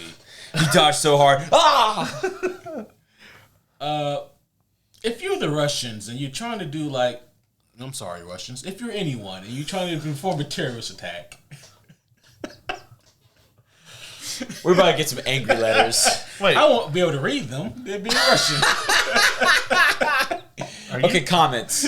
Are you trying to claim that Russia would, no, commit atrocities against the independent sovereign nation? No. Okay. I never said nothing like that. Well, in in that case, we can skip past that and go straight to renowned Spore Druid Superman and his necromantic powers. So we were talking about that too, and I was like, I don't remember Superman ever having the ability to take the... Oh, yeah. So did he absorb the sunlight from the plants? Yeah, it's like he reverse photosynthesized them to... That was my thing too. I was like, you can't... That's the Goku reading Krillin's mind on Namek. Yeah. Oh yeah, you can't fucking do that. Or it's look at me, Caleb. It's the xenomorph spitting acid in Alien. No, I Alien explained that. They cannot do that. I explained that why they can do that in Alien Resurrection. There's a perfectly good explanation for that. It's not. It's excellent writing. Fuck off. That's a direct scene from the movie. Like Yeah, they just literally. took that shit right off the page. Yeah, Superman gets fucked by that nuke. Yeah. Yeah, that shit fucks him right up. They definitely got the idea for the Flashpoint Superman from this shit. Yeah, how he looks so Zombified. right. It just so nothing. Yeah. Yeah. Like a skeleton with skin, literally. Yeah, when I first saw him do that shit to the grass or whatever, I was like, my this gosh. motherfucking necromancer. Yeah. I'm no longer hungry. We're good. Right. Yeah, and So so it even says that here in the book when Superman he's like, God damn, I got fucked up. He says the same power, the sun's power, fuels us both. Speaking to the plants, you hold it here, you store it. I beg you for a suffering world, release it. And so that's some Goku bullshit. He's literally like, please lend me your energy. Yeah. Yeah. Jesus. I don't think the plants consented to this shit. well, Nope. He was like, please help me. I must take this now. Yeah. So it's more the spirit sword. He just doesn't ask for it. He just takes it. Yeah. yeah, pretty much. Jesus. So, they have been building up this pretty big political intrigue going on in the background here, which results basically in Russia launching a giant ass nuke at the sovereign nation. Superman is able to thwart it, but in doing so, he is pretty badly wounded. And this takes place a week prior to what is essentially the conclusion of the book. We also see that there are pretty bad implications, right? So like that nuke knocks out pretty much the entire grid. They say at first I thought it was just maybe like in Gotham or like in the northern region, but it actually takes place throughout like the entire country from what we know. Yeah. And well, it makes sense. Like there would be a huge amount of fallouts where it would just rain ash constantly. You know? Yeah, it tracks. Yeah. You know? And I'm not a nuclear physicist, but I want to. No. Damn. Well, you got to go. I thought that was your credentials. I thought so too. He lied on his resume. Fuck. I'm more of a hobbyist nuclear physicist. Oh yeah. I split atoms in my free time. Yeah, on the side, you know. Yeah. But I'm pretty sure that in the 80s, like Cold War era, we still had the dirty bombs, basically like the same ones from essentially like the Oppenheimer era. Mm-hmm. So yeah, there would have been a fucking ridiculous amount of radiation. Yeah. I also think about it, like, I think No, Watchmen came out in 87, I want to say. But still, roughly the same time frame. So it's just interesting to looking at books from, the mid-80s. And there's so much Cold War fear going on during that time frame, Yeah. I mean, there's definitely a lot in the Watchmen about that, too.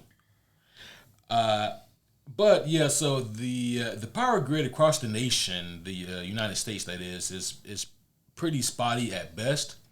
And some time has passed, and some places are having power restored, but it's still not 100%. In the meanwhile, because of everything going on in Gotham, because of all the people following Batman, because of his resolution, him and Jim Gordon getting people together to help put out the fires, to help restore order to Gotham, if you are a Gothamite who is being saved in that moment, this is a great thing. Your community is coming together. They are putting out fires. They're rebuilding your home. This is all great. But it's not great if you are the president of the United States and you see that. Yeah. Particularly if you are Ronald Reagan. Or, hey, they never say Ronald Reagan. Okay. Yeah. Where's he at? Where is he at in this book? It's straight up. It's going to come up in another page, dude. There's his face right there. I mean, that could be anybody. Wow. Swap the initials around. It's Ronald Reagan in the book, not Ronald Reagan, I don't want to skip over it, but like there's that moment where Carrie's like talking about her watch stopped working or whatever, and Batman's like, yeah, the Soviets knew this, Clark didn't stop it, and Alfred's just like, you don't know that, and like there's just that moment where Bruce is like, yeah, no. Yeah. And then Alfred's like, oh dear. Yeah. It's like, motherfucker, how often is he wrong? right, Especially about some shit Clark done fucked up. right. Oh, but not President Reagan has sent the order to Superman. Hey, Donald Dragon. Donald Dragon. Yeah. President Donald Dragon has sent news to Superman that, hey, this Bat menace needs to stop, and it's the casuality and in his dialogue and in his speech that really gets me here. Yeah. You know, like the way he talks about it to Superman, about how, hey man, yeah, so because Superman says I might not be able to bring him in alive, and he's like, yeah, do whatever you got to do. Mm-hmm. You know, he's just very casual about it, and it just speaks a lot about what Frank Miller thinks about political figureheads. Yeah. You know. Yeah, I mean, look at the mayor. You know. Yeah. I don't think he had a lot of use for them. No, not at all. So we get the setup for the fight, and Batman's getting ready as best he can, and so we see the shot of Bruce working on what is going to be the suit. Mm-hmm. And what's the name of this particular suit? He's had so many suits in his lore. You know, he has. I don't know. It's not the Hell suit. That was a much more recent suit. Yeah. The Hellbat was more recent. The Justice Buster was more recent. See, if he had the Bat Talax here, he probably, God damn it. We're not going back to that. Wow. I can only imagine. Yeah. Oh, that's a new thing. I'll show you. Yeah. I'll show a you. New thing? Yeah. Well, wait, actually, tell me how to spell it. That's, I'll look it up. Absolute Batman, right? Yeah. Yeah. The name of the book is called Absolute Batman. And he has the Bat Talax, and I like it a lot. I haven't read the book. I just like the axe. Wait, Battle Axe? Yeah, just look up Absolute Batman. Yeah, I'll just look. Yeah. It's in that same series with Absolute Michelle. God damn it. It's literally an axe. Oh yeah. Mm-hmm. What? So the emblem on his suit is actually the head of an axe. Yeah. Yeah. It's a Bat Talax. See, because he's Batman. Oh, okay, we get it, Caleb. All right. Okay. He can never flex. Forgive him. He can't do any flies. Yeah. Oh my gosh. He's like, no wonder that part's the most bulletproof, motherfucker. Here it is. It's an axe. Jesus Christ. So stupid. Goddamn. And here he is, unironically holding it. Oh yeah. I am going to read that when it comes out. I am very Does it curious. do anything? The axe? It cuts motherfuckers up. Yeah, but I said he cut a bitch's hand off. That's for damn sure. But he doesn't kill him. He just maims them. We don't know that. I mean, this version of Batman, I have no idea what he might hit people with the flat side of it. This version of Batman is... I think he's bigger than Frank Miller's Batman. He is. Look at him. He's Hulk. Yeah. He's a Goliath. He's Hulk with a small head. Yeah. If that comes after you. Oh, yeah. You're dead. Yeah. He's not rich. What? Who is this Batman? It's Bruce Wayne. Yeah. But this motherfucker don't need a suit to fight Superman. Like. The way you're saying it, I thought it was like a weird play on words type of suit thing or something. But no, it's literally a battle axe. No. See, he's Batman. Oh, he dresses up like a bat. See, Bat-Talax. See, you get it? So, as I was saying, do you have the sound for like the sad trombone? Wah, wah, wah, wah. I have something better than that. I have. You suck. It's not the first time that's been used on me this week. That is a great drop. Thank you. Oh my gosh, can I hear it again? For you. For me. Oh, that's the Kevin Spacey wrong. What's that one? All right, before we sign off, I got to hear the rest of these. But please, let's continue. I don't want to slow down the content, Yes. but okay.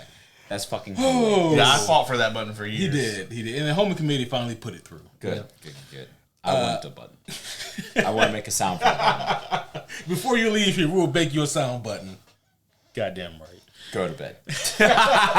I'm just going to get a recording of you saying, I've been saying that for a while. I'm going to get a recording of you saying go to bed. We need that, actually. Yeah, for real. Yeah.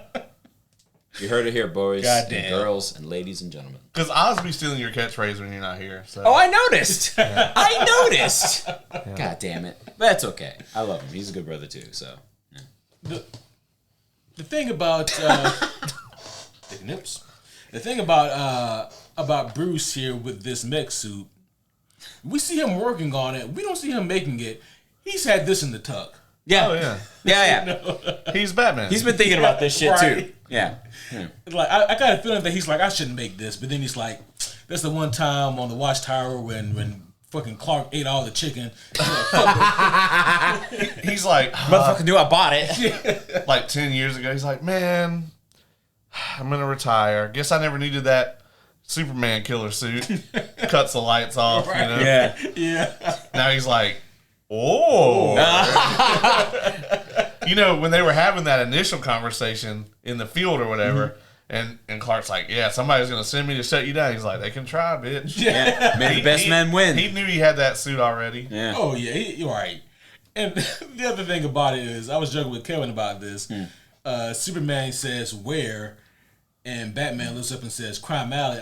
I'm like, no, Batman gets a buff. Yeah.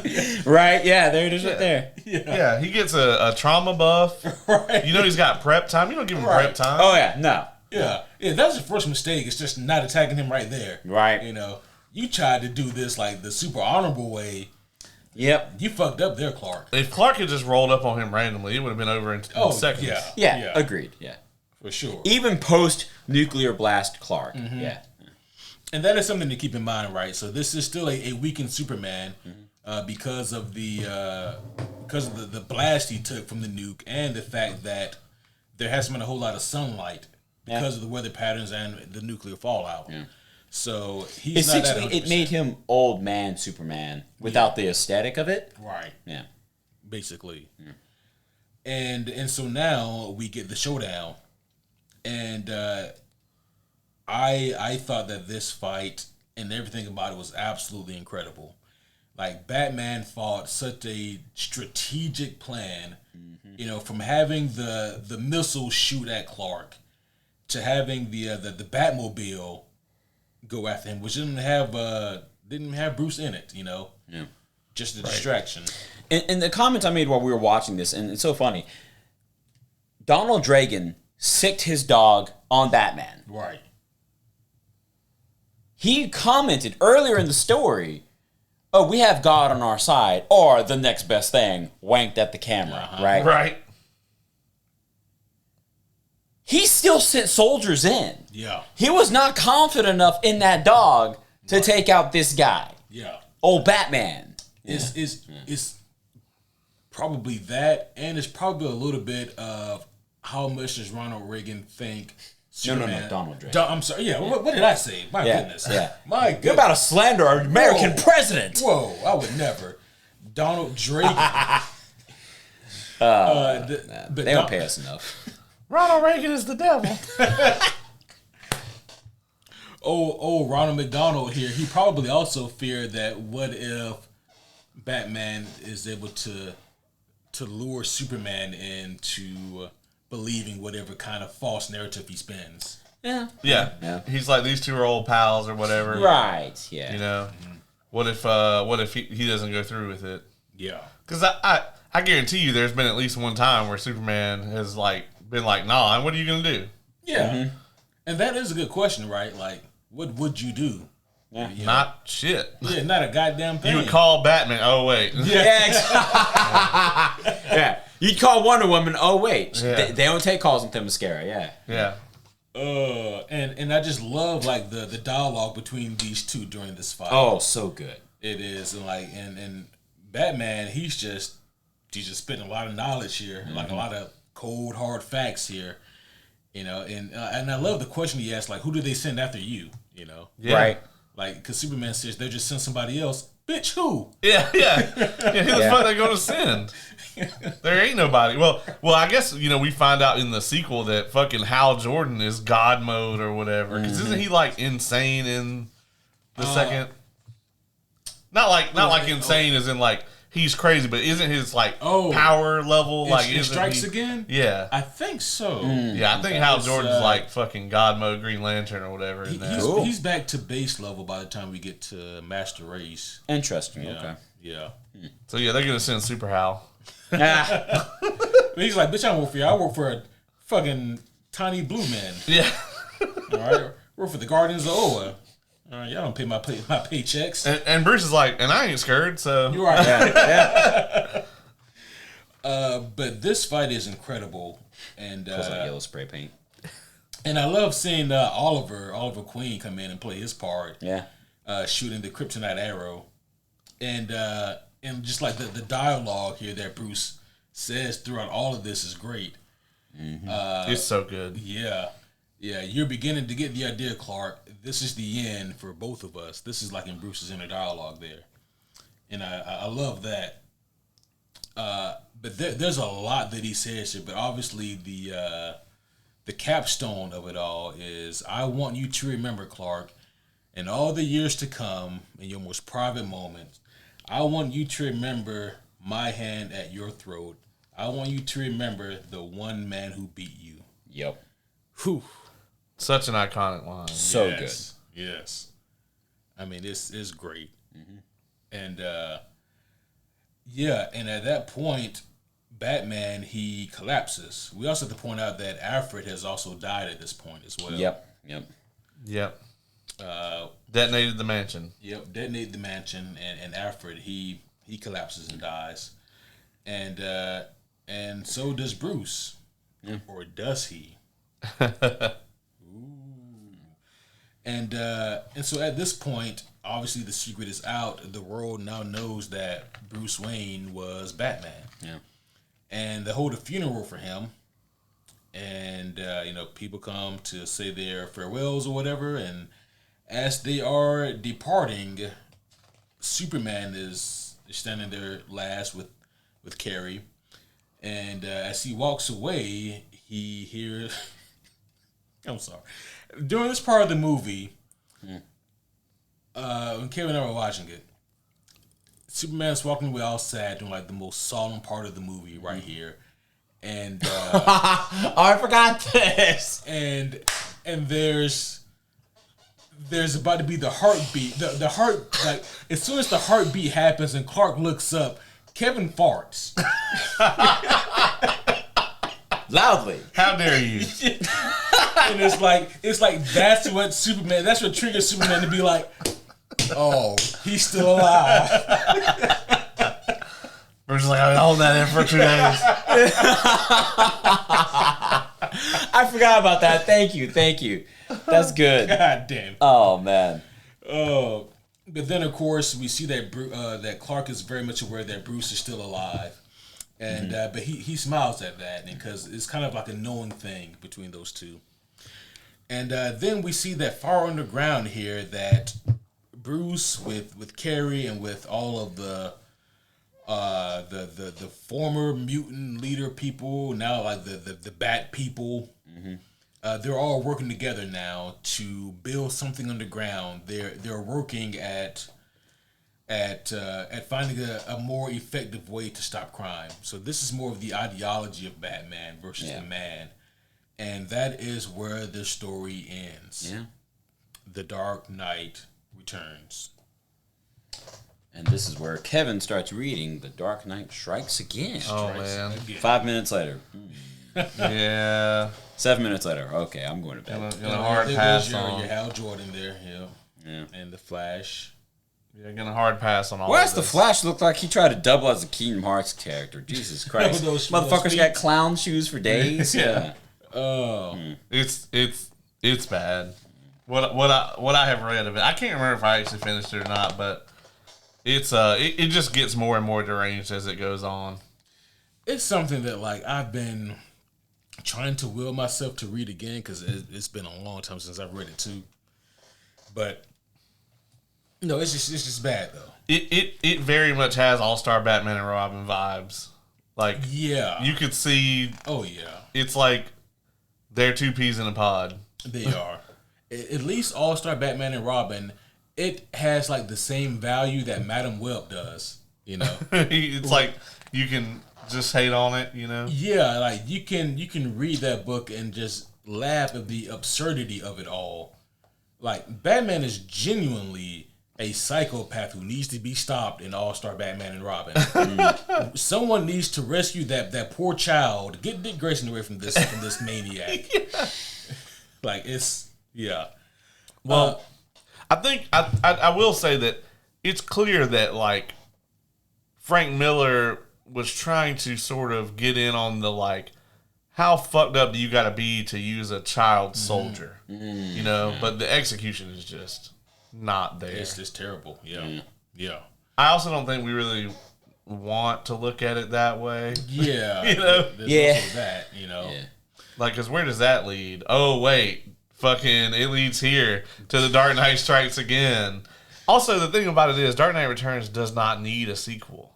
It doesn't. Oh, no. Like, It's the way a it great ends, story. it's Right. It's Well, the great ending, I think, for a lot of these characters. Well, look at the time jump between, I mean, like, in terms of, like, when it was written, between Returns and Strikes Again, 86 to, like, 01. Yeah. That's a long fucking time. That's some, like, hey, Frank Miller, we need you to go back to the fucking well. Yeah. Yeah, exactly.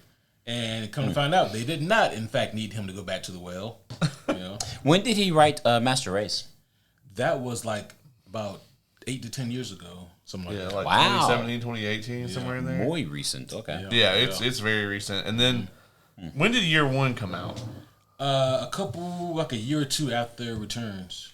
Oh, okay. So he still had the original recipe sauce. Yeah, Good. Yeah. Which is kind of evident in, like, because that's a really good story. Oh, yeah. Year one's tremendous, and even when you watch the animated movie, It's it also very much feels a lot like this one. It does, yeah.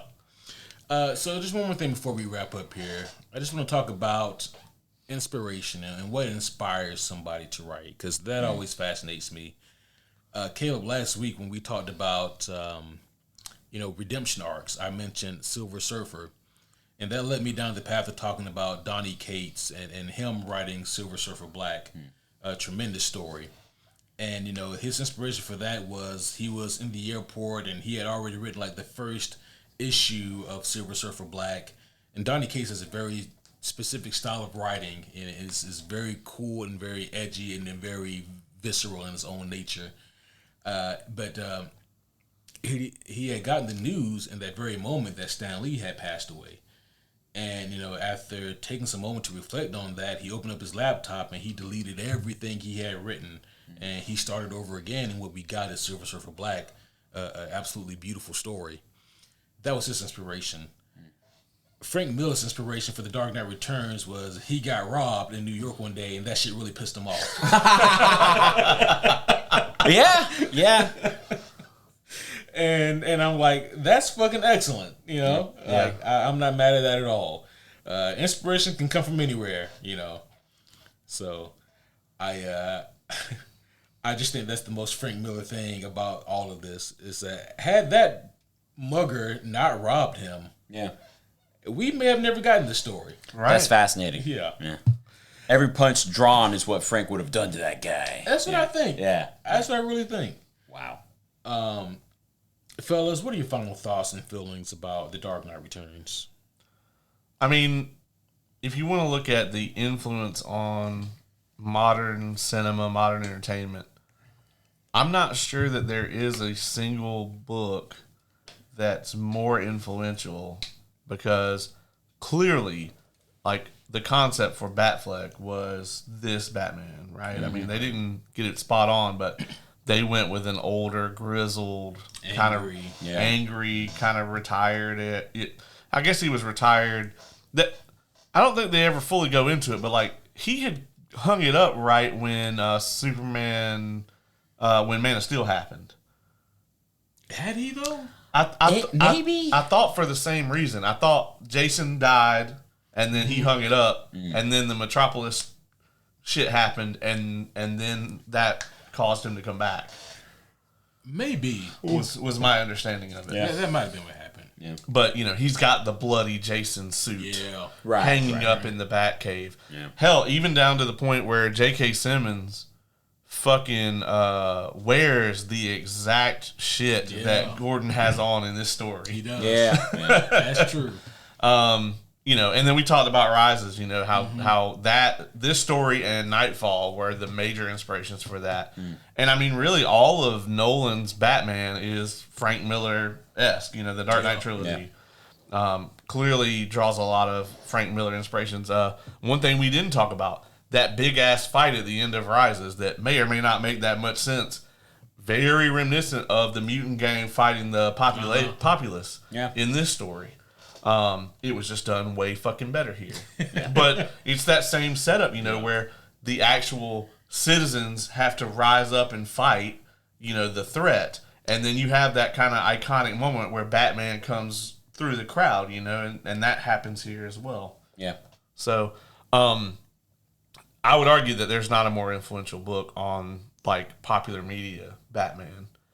And that may be just because it's such an incredible story. And it highlights so many different facets of what makes Batman who he is. Mm-hmm. And it does so through the lens of 4 antagonists.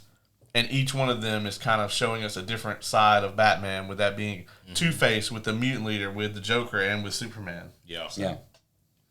Love it. Nice.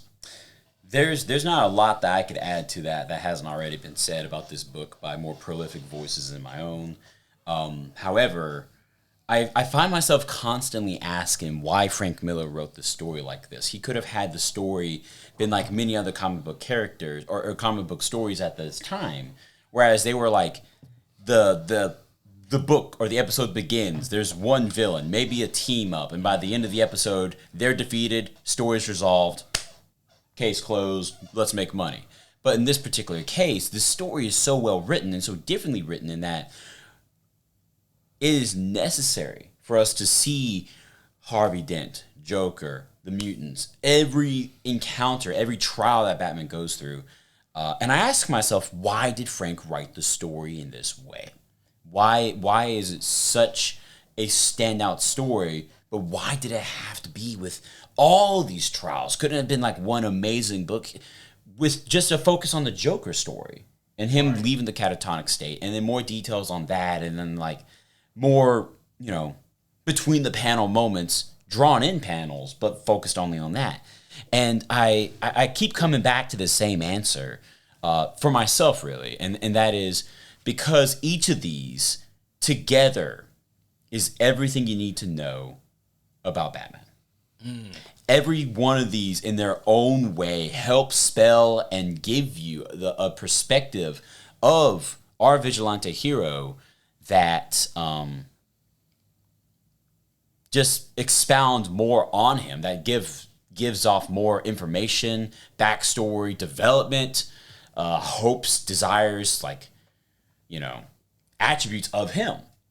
And really, it drives me to this overall point I'm trying to make, which is, if there is only one Batman book that you ever attempt to read or decide, I'll give it a try, even if you don't read any other Batman book, this is more than enough, because this is more than enough to give you a perspective on, that is the character. That is why he's so important nearly 100 years later, That is why we're still talking about him and how amazing this book is, even though it was written well before any of us were born. Yeah. Yeah. I think in 2086 it'll be still relevant. Exactly. Yeah. Yeah. Man, I think you two just nailed it on the head, man, with everything that makes this book so special, well put. Hire us, DC. Yeah. James Gunn. James Gunn, if you're listening, I'll open up my schedule. we'll do it for cheap. Yeah. Yeah, Well, kind of cheap. Right? Yeah, a cool meal each. Yeah. Yeah, exactly. Yeah. Per project, I'd be happy with that. of course. Yeah.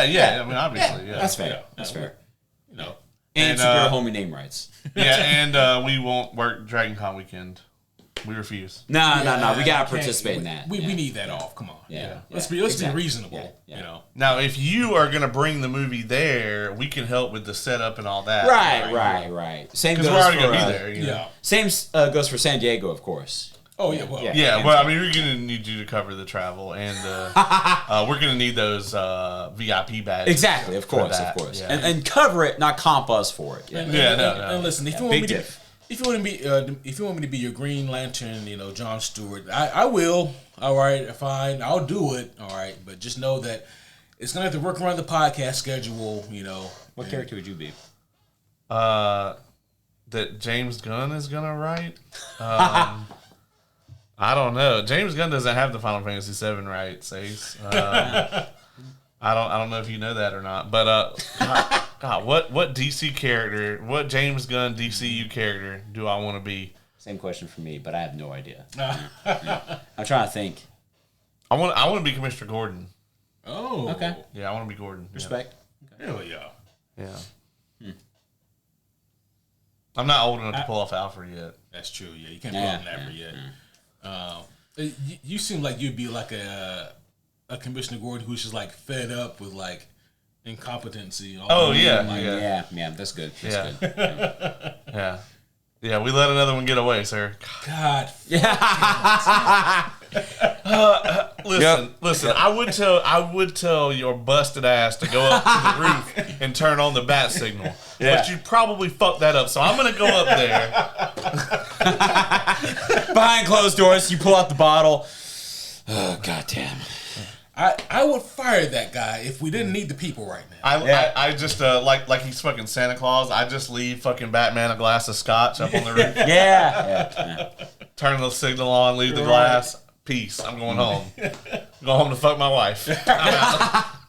There you go. I got shit to do. Gotham PD let another fucking villain escape Arkham Asylum. Yeah. Fucking shit. I think I'd want to take a whip at being Jason Todd. Yeah. Pre or post? Post. Yeah. Yeah. Post. Yeah. I already shaved my head. Let me put the helmet on. Yeah, post crowbar. Yeah. Post crowbar. Yeah. I also, we talked about this the other day, but I think Hugo Strange would be fun role to play. Oh, that's a good one too. Yeah. That would be fun. Yeah. Yeah.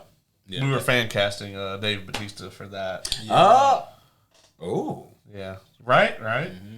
Well, I don't know. You may not have seen recent pictures of him, but he's trimmed down a whole lot. Lost like fucking 60 pounds. Really? Yeah. Wow. Is he doing okay? Yeah, No, that's what I was wondering, but Yeah, but apparently. he said he's fine. He did this on purpose. Oh. You know, he wanted to slim down for more roles. Okay. Cool. He started being typecast.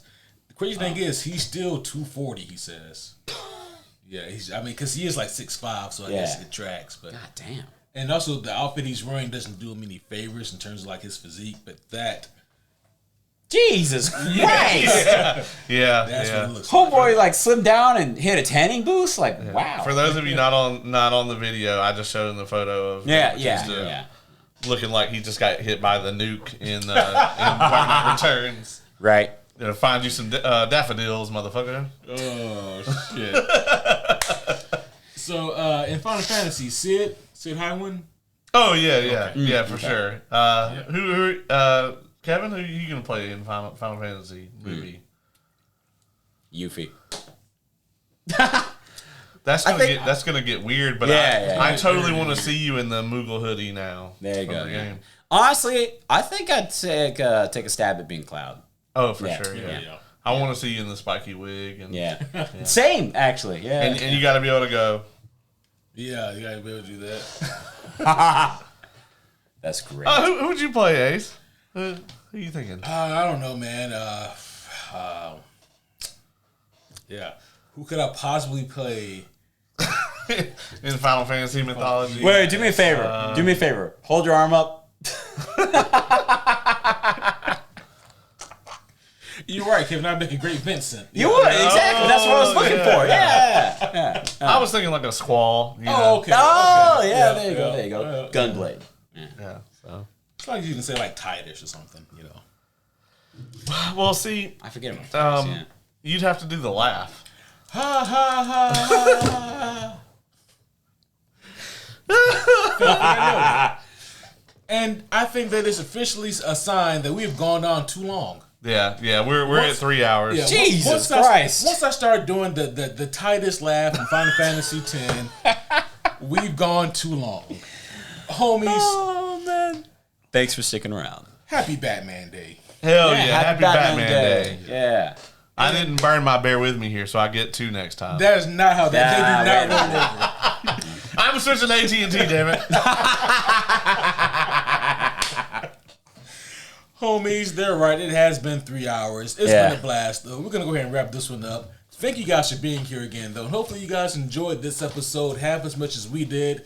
We had a blast here. I'm so grateful for both the co-hosts being here. Hell yeah. As much grief as they give me, they still the best.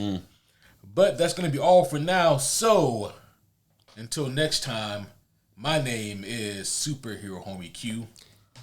I'm Superhero Homie Caleb.